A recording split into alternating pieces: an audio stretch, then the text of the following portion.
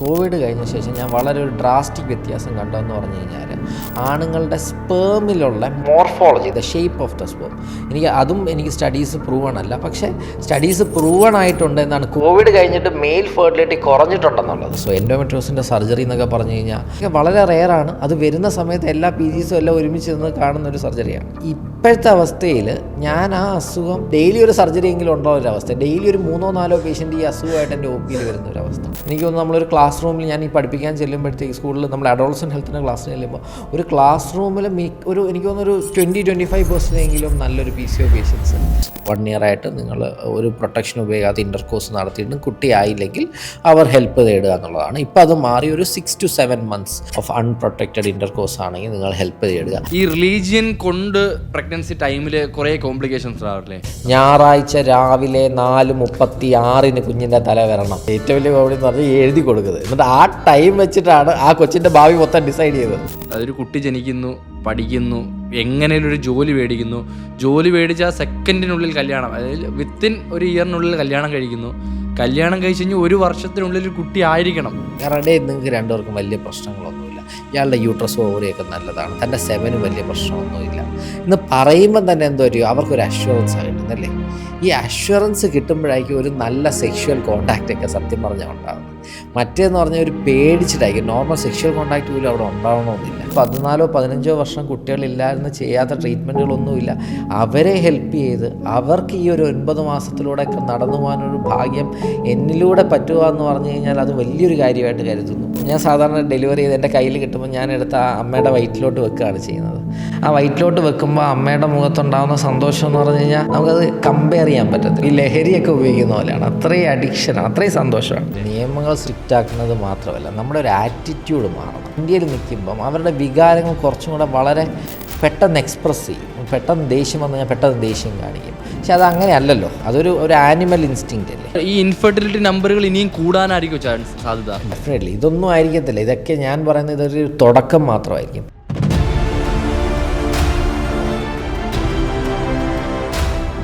Doctor Unnikrishnan, welcome to GS Fit. Thank you Abi.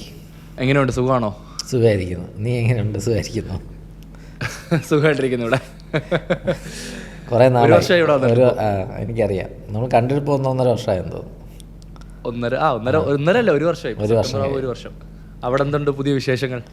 ഇവിടെ എന്ത് വിശേഷം? ഇവിടെ അങ്ങനെ വന്നു. പ്രതീക്ഷ തുടങ്ങിയപ്പോൾ ഇല്ലായിരുന്നല്ലോ. പ്രതീക്ഷ തുടങ്ങിയപ്പോൾ ഇല്ലായിരുന്നു. അതിപ്പോൾ 8ാം മാസത്തിലോട്ട് പോകുന്നു. 8ാം മാസം. സന്തോഷം. പ്രതീക്ഷ എന്ന് പറഞ്ഞാൽ പുതിയൊരു സ്ഥാപനം സ്വന്തമായിട്ട് തുടങ്ങിയതും എല്ലാത്തിനും സന്തോഷം. അവിടെ ഇല്ലായിരുന്നുള്ളൊരു വിഷമം മാത്രമേ ഉള്ളൂ നാട്ടിൽ. എന്തായാലും ആക്റ്റീവായിട്ട് ഇതിൽ നിൽക്കുന്നുണ്ടല്ലോ. എന്തെങ്കിലും നീ ഒരു പുതിയ സംരംഭം തുടങ്ങിയല്ലോ, അതാണ് ഇപ്പോഴത്തേക്ക് വേണ്ടത്. എല്ലാവരും എന്തെങ്കിലുമൊക്കെ ചെയ്യണം. ലൈക്ക് ആകെ ഒരു ജീവിതമല്ലേ ഉള്ളൂ. സംതിങ് വേർത്തിയായിട്ട് എന്തെങ്കിലും ചെയ്യണം. അപ്പോൾ നീ പഠിക്കാൻ പോയിട്ടും നീ ഇങ്ങനെയുള്ള കാര്യങ്ങൾ ചെയ്യുന്നില്ലേ, ആ ഒരു എഫേർട്ടിന് കൺഗ്രാറ്റ്സ്. Thank you. അതിൽ സാറിൻ്റെ വീഡിയോയിൽ പലപ്പോഴും പറഞ്ഞില്ലേ, ഈ കംഫേർട്ട് സോണിൽ നിന്നും എപ്പോഴും പുറത്തോട്ട് പറഞ്ഞു, ഒരിക്കലും ഒരു കംഫേർട്ട് സോണിൽ നിൽക്കരുത് എന്നുള്ളത്. അതെ, കംഫേർട്ട് സോണിൽ നിന്ന് ഗ്രോത്ത് ഉണ്ടാവില്ല.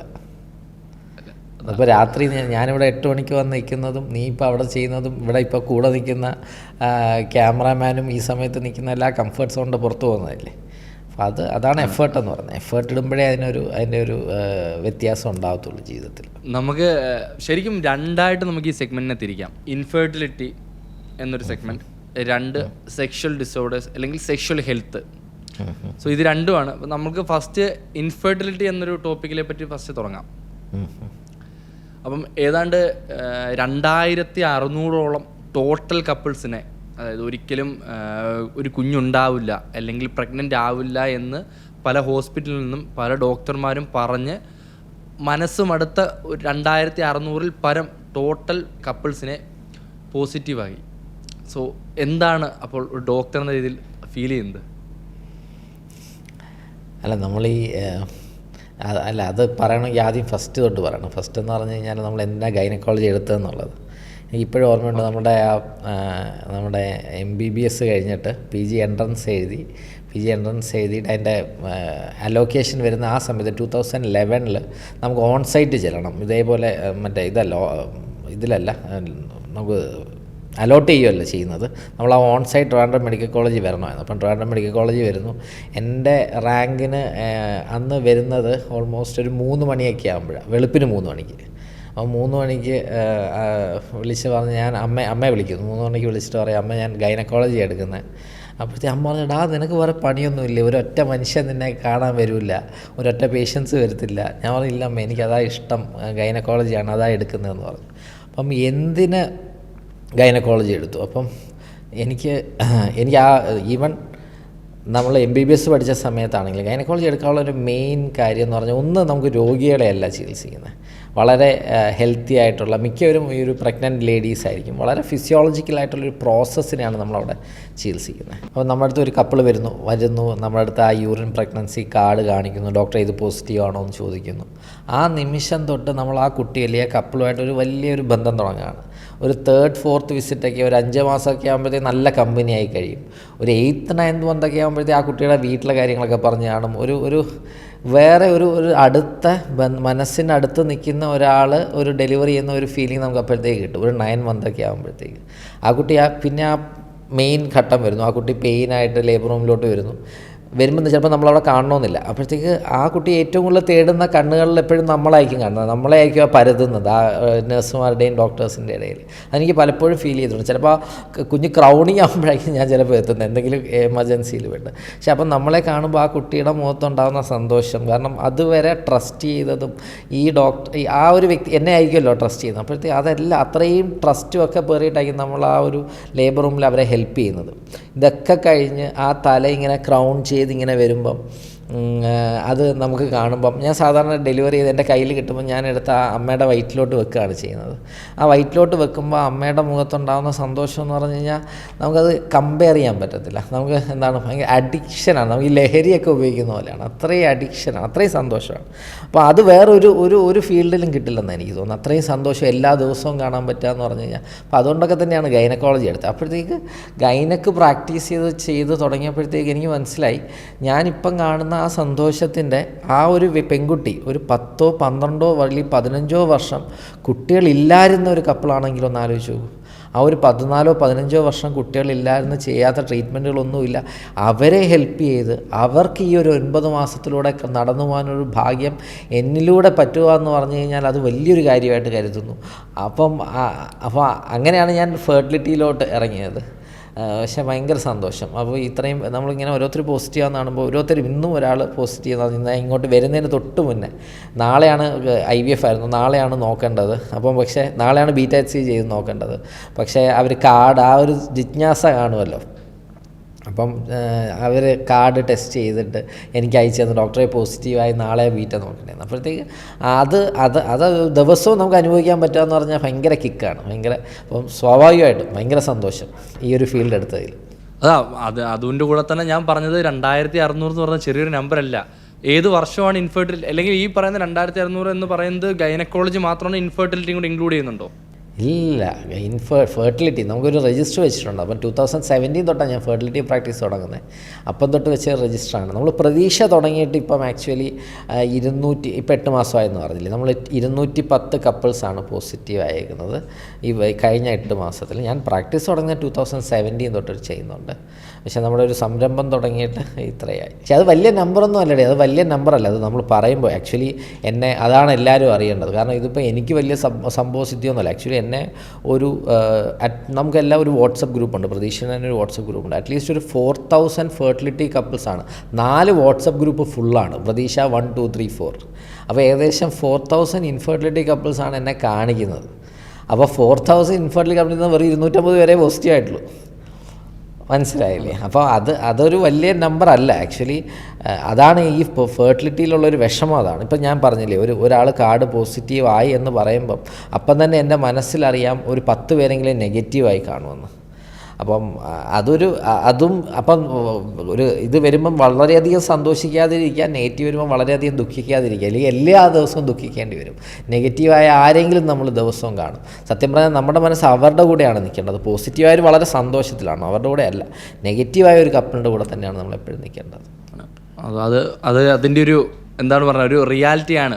അതെ സാഡ് റിയാലിറ്റിയാണ് ഈ പറഞ്ഞത്. എനിക്ക് ചോദിക്കാനുള്ള 2 ചോദ്യങ്ങൾ. പ്രതീക്ഷ എന്ന പേര് എന്തുകൊണ്ടിട്ടു? ഒന്നാമത്തെ ചോദ്യം. രണ്ടാമത്, മാതൃസ്പർശം എന്നൊരു വേറൊരു സംരംഭം സാറിൻ്റെ സൈഡിൽ കൂടെ തന്നെ ഇതേ കാലഘട്ടത്തിൽ കൂടെ നടന്നുകൊണ്ടിരിക്കുകയാണ്, വളരെ വിജയകരമായിട്ട് മുന്നോട്ടിരിക്കുകയാണ്. അപ്പം ഈ രണ്ട് സംരംഭത്തിൻ്റെ പേരുകൾ എന്തുകൊണ്ട് സെലക്ട് ചെയ്തു? രണ്ടും എന്താ പറയുക, ഒന്നിൻ്റെ പേര് പ്രതീക്ഷ, രണ്ടിൻ്റെ പേര് മാതൃസ്പർശം. അല്ല, അതെന്ന് പറഞ്ഞാൽ പ്രതീക്ഷ പേരുമായിട്ട് ഞാനല്ല എൻ്റെ ഉത്തരവാദി. കാരണം ഞാൻ പറഞ്ഞില്ല, ഈ വാട്സപ്പ് ഗ്രൂപ്പ് ഞാൻ കുറേ നാളായിട്ടുണ്ട്. ലൈക്ക് ഞാൻ 2018-19 തൊട്ട് തന്നെ ഞാൻ ഈ ഐഡിയ കൊണ്ടുവന്നിട്ടുണ്ട് ഗർഭിണികളെ വെച്ച്. കാരണം അവരുടെ റിസൾട്ട് എല്ലാം ഇതാക്കാൻ വേണ്ടിയിട്ട് ഞാൻ 2018-19 ഗവൺമെൻറ് ഹോസ്പിറ്റലിൽ വർക്ക് ചെയ്യുന്നപ്പം വന്നതാണ്. അത് പിന്നെ ഇൻഫെർട്ടിലിറ്റി വന്നപ്പോഴത്തേക്ക് 2021-22 ഒക്കെ ആയപ്പോഴത്തേക്ക് ഞാൻ ഫെർട്ടിലിറ്റിക്ക് വേണ്ടി ഒരു ചെറിയ ഗ്രൂപ്പ് ഉണ്ടാക്കി. അതുവരെ ഹാപ്പി മൊമെൻറ്റ്സ് എന്നായിരുന്നു എൻ്റെ വാട്സപ്പ് ഗ്രൂപ്പിൻ്റെ പേര്. അതിൽ എല്ലാം ഗർഭിണികളാണ്, കാരണം ഗർഭിണികളാണല്ലോ ഈ ഹാപ്പി മൊമെൻറ്റ്സ് ഉണ്ടാകുന്നത്. അങ്ങനെ ഞങ്ങൾ വേറൊരു വാട്സപ്പ് ഗ്രൂപ്പ് ഇൻഫെർട്ടിലിറ്റിക്ക് വേണ്ടി സ്റ്റാർട്ട് ചെയ്ത് അതിൽ പേഷ്യൻസ് ബിൽഡപ്പ് ചെയ്ത് വന്നപ്പോഴത്തേക്ക് ഞാൻ ഈ ഹാപ്പി മൊമെൻറ്റ്സിലും ഈ പറഞ്ഞ വാട്സപ്പ് ഗ്രൂപ്പിൽ ഒരു മെസ്സേജ് ഇട്ടു. ലൈക്ക് ഞാൻ ഗൈനക്ക് എടുക്കും എന്നുള്ളതേ ഭയങ്കര ഡ്രീമായിരുന്നു. ഫെർട്ടിലിറ്റി എടുക്കുന്നത് നേരത്തെ എനിക്കറിയായിരുന്നു. ഞാൻ എന്തായാലും ഒരു ഹോസ്പിറ്റൽ സ്റ്റാർട്ട് ചെയ്യുന്നു എനിക്ക് ഉറപ്പാണ്. അപ്പം ഞാനൊരു 2022 ഞാനിങ്ങനെ ഗ്രൂപ്പിലിട്ടു, ലൈക്ക് ഞാനൊരു 2-3 വർഷം കഴിയുമ്പോൾ ഞാനൊരു ഹോസ്പിറ്റൽ സ്റ്റാർട്ട് ചെയ്യും, ഒരു ഇൻഫെർട്ടിലിറ്റി സെൻറ്റർ സ്റ്റാർട്ട് ചെയ്യും. അപ്പോൾ അതിൻ്റെ ഒരു പേര് നിങ്ങൾക്ക് നിർദ്ദേശിക്കാമോ എന്ന് ചോദിച്ചു. അപ്പോൾ ഈ പേഷ്യൻസ് എല്ലാം കൂടെ അവർ നമ്മുടെ വാട്സപ്പ് പോളുണ്ടല്ലോ, അതിൽ പോൾ ചെയ്തിട്ട് കിട്ടിയ പേരാണ് പ്രതീക്ഷ എന്നുള്ളത്. അപ്പോൾ പേഷ്യൻസ് ഇട്ട പേരാണ്. അങ്ങനെ അപ്പം തൊട്ട് 2022-23 തൊട്ട് എൻ്റെ വാട്സപ്പ് ഗ്രൂപ്പിൻ്റെ പേരും പ്രതീക്ഷ എന്ന് തന്നെയാണ്. ഈവൻ ദോ 25-ലാണ് 24 ലാസ്റ്റാണ് പ്രതീക്ഷ തുടങ്ങുന്നതെങ്കിലും ആ പേര് വന്നിട്ട് 2-3 വർഷമായി. മാതൃസ്പർശം ഒരു ഐഡിയ ആണ്. ലൈക്ക് ഐഡിയ എന്ന് പറഞ്ഞു കഴിഞ്ഞാൽ ഞാൻ പറഞ്ഞല്ലോ, ഞാൻ ഗവൺമെൻറ് ഹോസ്പിറ്റലാണ് 7 വർഷം സർവീസ് ഉണ്ടായിരുന്നു. അപ്പോൾ ഞാൻ ഒരു കുണ്ട്ര ഗവൺമെൻറ് ഹോസ്പിറ്റൽ, താലൂക്ക് ഹോസ്പിറ്റലിൽ വർക്ക് ചെയ്തുകൊണ്ടിരുന്ന സമയത്ത് അവിടെ ലേബർ റൂം ഇല്ലായിരുന്നു, ഞാനായിരുന്നു സ്റ്റാർട്ട് ചെയ്തത്. ഭയങ്കര നല്ല ഓൾമോസ്റ്റ് 3000 ഡെലിവറീസാണ് ഞാനൊരു 3-3.5 വർഷത്തിൽ അവിടെ കണ്ടക്ട് ചെയ്തത്. അപ്പം എനിക്ക് ഭയങ്കര കുറേ അറ്റാച്ച്മെൻ്റ് ഉള്ളൊരു ഹോസ്പിറ്റലാണത്. അപ്പോൾ ആ ഹോസ്പിറ്റലിൽ അവിടെ കുറേ പേര് പാവപ്പെട്ട കുറേ ആൾക്കാരുണ്ട്. അപ്പോൾ എനിക്ക് ഈ പേഷ്യൻസൊക്കെ ആയിട്ട് നല്ല ബന്ധമുണ്ട്. അപ്പം നമുക്ക് ആരെങ്കിലുമൊക്കെ ഹെൽപ്പ് ചെയ്യാൻ നമുക്ക് ഈ ബന്ധങ്ങൾ ഉപയോഗിക്കാം എന്നുള്ളൊരു ചിന്തയിൽ നിന്ന് അപ്പം ഒരു സാധാരണ ആൾക്കാർക്ക്, അതായത് വലിയ ഫ്ലറിഷ്ഡ് അല്ലാതെ ഒരു ബിലോ ആവറേജ് ലെവലിൽ നിൽക്കുന്ന ആൾക്കാർക്ക് അവർക്കും കാണും ആഗ്രഹം. അവർക്കാണ് സത്യം പറഞ്ഞാൽ ബാക്കിയുള്ളവരെ സഹായിക്കണം എന്നുള്ളൊരാഗ്രഹം ശരിക്കും കാണുന്നത്.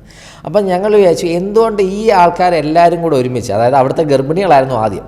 അപ്പോൾ ഒരു 100ഓളം ഗർഭിണികളായിരുന്നു ആ ഗ്രൂപ്പ് സ്റ്റാർട്ട് ചെയ്തത്. അതുകൊണ്ടാണ് അതിൻ്റെ പേര് മാതൃസ്പർശം. അമ്മമാർ സഹായിക്കുന്നു എന്നുള്ളൊരു വാക്കിൻ്റെ അർത്ഥത്തിൽ നിന്നാണ് വന്നത് മാതൃസ്പർശം എന്ന് പറഞ്ഞത്. ഇപ്പോൾ അവർ ഗർഭിണികളൊക്കെ മാറി, ഇപ്പോൾ 3 വയസ്സ് 4 വയസ്സുള്ള കുഞ്ഞുങ്ങളായി. പക്ഷേ ബട്ട് സ്റ്റിൽ അപ്പോൾ അവർ ചേർന്ന് തുടങ്ങി. അവൻ്റെ കോൺസെപ്റ്റ് എന്താണെന്ന് പറഞ്ഞാൽ ഒരാൾ ഒരു 200 രൂപ തുടങ്ങിയപ്പോൾ അങ്ങനെയായിരുന്നു. 200 രൂപ കൂടുതൽ ഒരു മാസം അതിൻ്റെ അകത്ത് ഇടാൻ പാടില്ല. 200 രൂപ ഇടാൻ പറ്റും. പക്ഷേ അതൊരു 200 പേര് 200 രൂപ ഇടുമ്പോഴത്തേക്ക് എത്ര രൂപയായി മനസ്സിലായില്ലേ? 40,000 രൂപയായി. അപ്പോഴത്തേക്ക് അതാണ് എൻ്റെ കോൺസെപ്റ്റ്. അപ്പോൾ എല്ലാവരും ഒരു ചെറിയ എമൗണ്ട് അതിൻ്റെ അകത്ത് ഇടുക. ആ ഒരു എമൗണ്ട് യൂഷ്വലി മന്ത്ലി ഞങ്ങൾക്ക് ഒരു 15,000-25,000 കിട്ടുന്നത്. ആ ഒരു എമൗണ്ട് ഈ പരിചയമുള്ള ആർക്കെങ്കിലും, നമുക്ക് തീരെ അവശരെന്ന് തോന്നുന്ന സമൂഹത്തിലുള്ള ആർക്കെങ്കിലും അത് വീട്ടിൽ കൊണ്ടുപോയി കൊടുക്കുക. അപ്പോൾ അതിപ്പോൾ ഓൾമോസ്റ്റ് അതിനൊരു ഗ്രൂപ്പുണ്ട്. ഞങ്ങളുടെ ഒരു കോർ കമ്മിറ്റി ഒരു 6 പേരുണ്ട്. എല്ലാവരും വളരെ ആവറേജ് ആൾക്കാർ തന്നെ. അപ്പോൾ ഞങ്ങളാണിത് റൺ ചെയ്യുന്നത്. ഇപ്പോൾ ഓൾമോസ്റ്റ് 3 ഇയേഴ്സായി. എല്ലാ മാസവും ഇങ്ങനെ കൊടുത്തിട്ട് ഇപ്പോൾ 3 വർഷത്തോളം നമ്മളത് ചെയ്യുന്നുണ്ട്. അതും ഭയങ്കര സന്തോഷമല്ലേ, നമുക്ക് എന്തെങ്കിലുമൊക്കെ ചെയ്യാൻ സാധിക്കണ്ടേ. അപ്പോൾ അത്രയേ ഉള്ളൂ. ആണ്. അതും പറഞ്ഞ പോലെ പ്രഗ്നന്റ് ലേഡീസ് അല്ലെങ്കിൽ ഗർഭിണികളായ സ്ത്രീകൾ തുടങ്ങിയതാണ്. അവരാണ് തുടങ്ങിയത്. വളരെ സാധാരണക്കാർ തുടങ്ങിയാണ്. അതാണ് എൻ്റെ ക്യാച്ച് എന്ന് പറയുന്നത്. അപ്പോൾ അവർക്ക് സഹായിക്കുക. അവർ 100 രൂപ ഇട്ടാലും എല്ലാം കൂടെ ചേരുമ്പോൾ ഒരു 20,000 രൂപ ഒരു കുടുംബത്തിലെത്തുമല്ലേ. അപ്പോൾ അപ്പം അവർക്കൊരു ബുദ്ധിമുട്ടുമില്ല. ഈ 100 രൂപ എന്ന് പറഞ്ഞു കഴിഞ്ഞാൽ നമുക്ക് ആർക്കും ഇടാവുന്ന ഒരു എമൗണ്ടാണ്. മാസത്തിൽ 100 രൂപയുടെ കാര്യം. അപ്പം അങ്ങനെ ഒരു കൺസെപ്റ്റിൽ നിന്ന് വന്നതാണ് അത്. ഈ ഡോക്ടർ എന്നൊരു പ്രൊഫഷൻ ഇപ്പം മറ്റുള്ള പ്രൊഫഷനിൽ എപ്പോഴും ടൈം ഓറിയൻറ്റഡ് ആണ്. ഫോർ എക്സാമ്പിൾ ഇപ്പോൾ ഏത് ജോലി എടുത്താലും 9 to 5 അല്ലെങ്കിൽ ഒരു പർട്ടിക്കുലർ ഷിഫ്റ്റാണ്. ഇപ്പോൾ നൈറ്റ് ഷിഫ്റ്റ് ആയാലും മോർണിംഗ് ഷിഫ്റ്റ് ആയാലും ഈവനിങ് ആയാലും എല്ലാത്തിനും ഒരു പർട്ടിക്കുലർ ടൈം സ്ലോട്ട് കാണും. നമ്മൾ ഈ ടൈം ഗ്യാപ്പിനുള്ളിൽ വർക്ക് ചെയ്താൽ മതി. പക്ഷേ അത് ഒരിക്കലും ആപ്ലിക്കബിൾ ആവാത്തൊരു പ്രൊഫഷനാണ് ഡോക്ടർ എന്ന് പറയുന്നത്.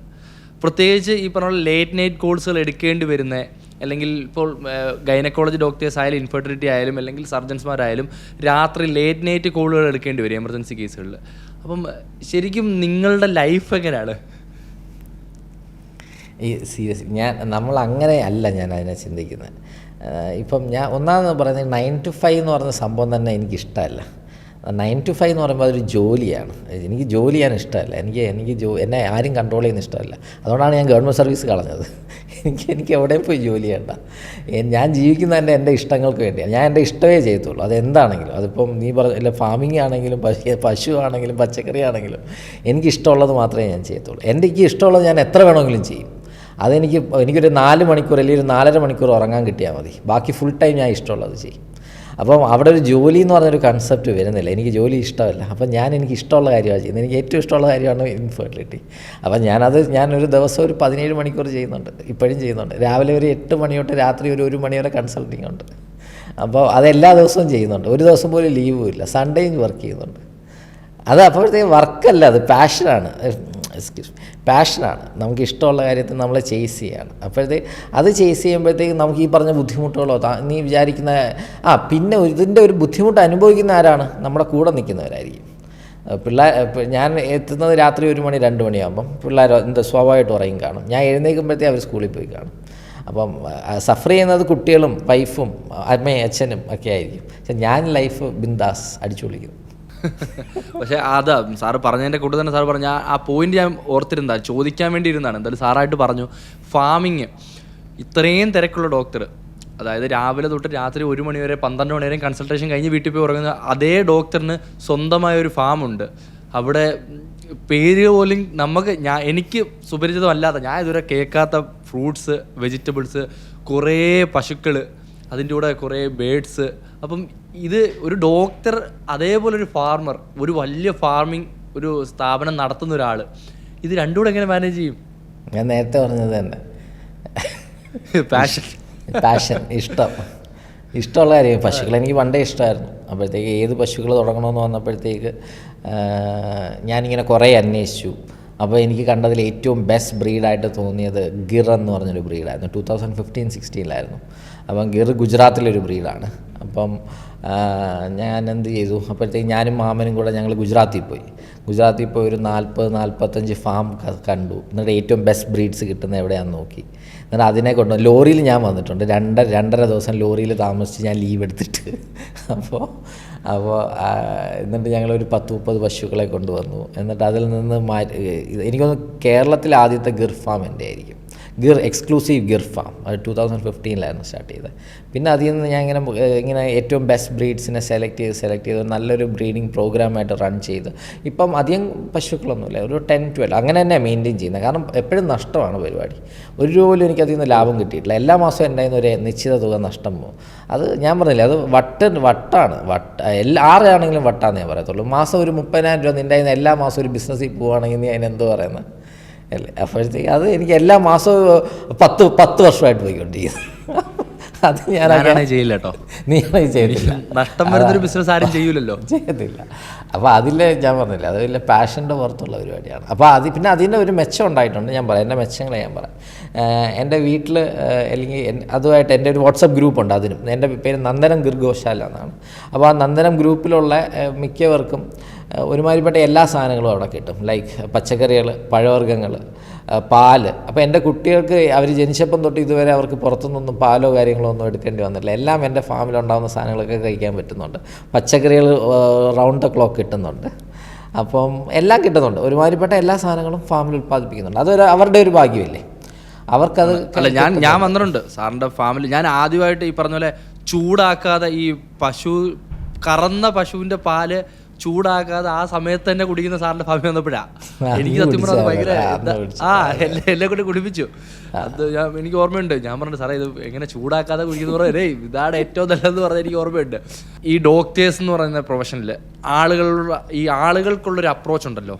നമ്മൾ പല വാർത്തകളും കേട്ടിട്ടുണ്ട്, ഇൻക്ലൂഡിങ് കൊലപാതകങ്ങൾ വരെ. ഈ ഡോക്ടറിനെ അപായപ്പെടുത്തുക, അല്ലെങ്കിൽ അവർക്കെതിരെ ഉണ്ടാകുന്ന വയലൻസുകൾ, പേഷ്യൻസിൻ്റെ ബൈസ്റ്റാൻഡേഴ്സ് പെട്ടെന്ന് അവർക്ക് നേരെ വയലൻ്റായിട്ട് മാറുക. ഡോക്ടേഴ്സ് മാത്രമല്ല, മെഡിക്കൽ പ്രൊഫഷണൽസ് ആരായാലും. അപ്പം അതിന് ശരിക്കും ഒരു അന്ത്യം വരേണ്ട സമയം കഴിഞ്ഞില്ലേ? അതിൻ്റെ നിയമങ്ങൾ കുറച്ചുകൂടെ സ്ട്രിക്റ്റ് ആകാൻ സമയം കഴിഞ്ഞില്ലേ? നിയമങ്ങൾ സ്ട്രിക്റ്റ് ആക്കുന്നത് മാത്രമല്ല, നമ്മുടെ ഒരു ആറ്റിറ്റ്യൂഡ് മാറണം. നമ്മൾ പൊതുവേ ഞാൻ കണ്ടതെന്ന് പറഞ്ഞു കഴിഞ്ഞാൽ, പ്രത്യേകിച്ച് കേരളത്തിലോ അല്ലെങ്കിൽ ഇന്ത്യയിലുള്ള ആൾക്കാർ ഇന്ത്യയിൽ നിൽക്കുമ്പോൾ, അവർ പുറത്തങ്ങനെയാണോന്നും തോന്നുന്നില്ല, പക്ഷേ ഇന്ത്യയിൽ നിൽക്കുമ്പം അവരുടെ വികാരങ്ങൾ കുറച്ചും കൂടെ വളരെ പെട്ടെന്ന് എക്സ്പ്രസ് ചെയ്യും. പെട്ടെന്ന് ദേഷ്യം വന്നു കഴിഞ്ഞാൽ പെട്ടെന്ന് ദേഷ്യം കാണിക്കും. പക്ഷെ അത് അങ്ങനെയല്ലല്ലോ, ഒരു ആനിമൽ ഇൻസ്റ്റിങ്ക്റ്റ് അല്ലേ. നമ്മളൊരു മനുഷ്യൻ എന്ന് പറയുമ്പോഴത്തെ എങ്ങനെയാണ്, നമ്മൾ ദേഷ്യമാണെങ്കിലും സന്തോഷമാണെങ്കിലും ആ മിതത്വം പാലിക്കുക.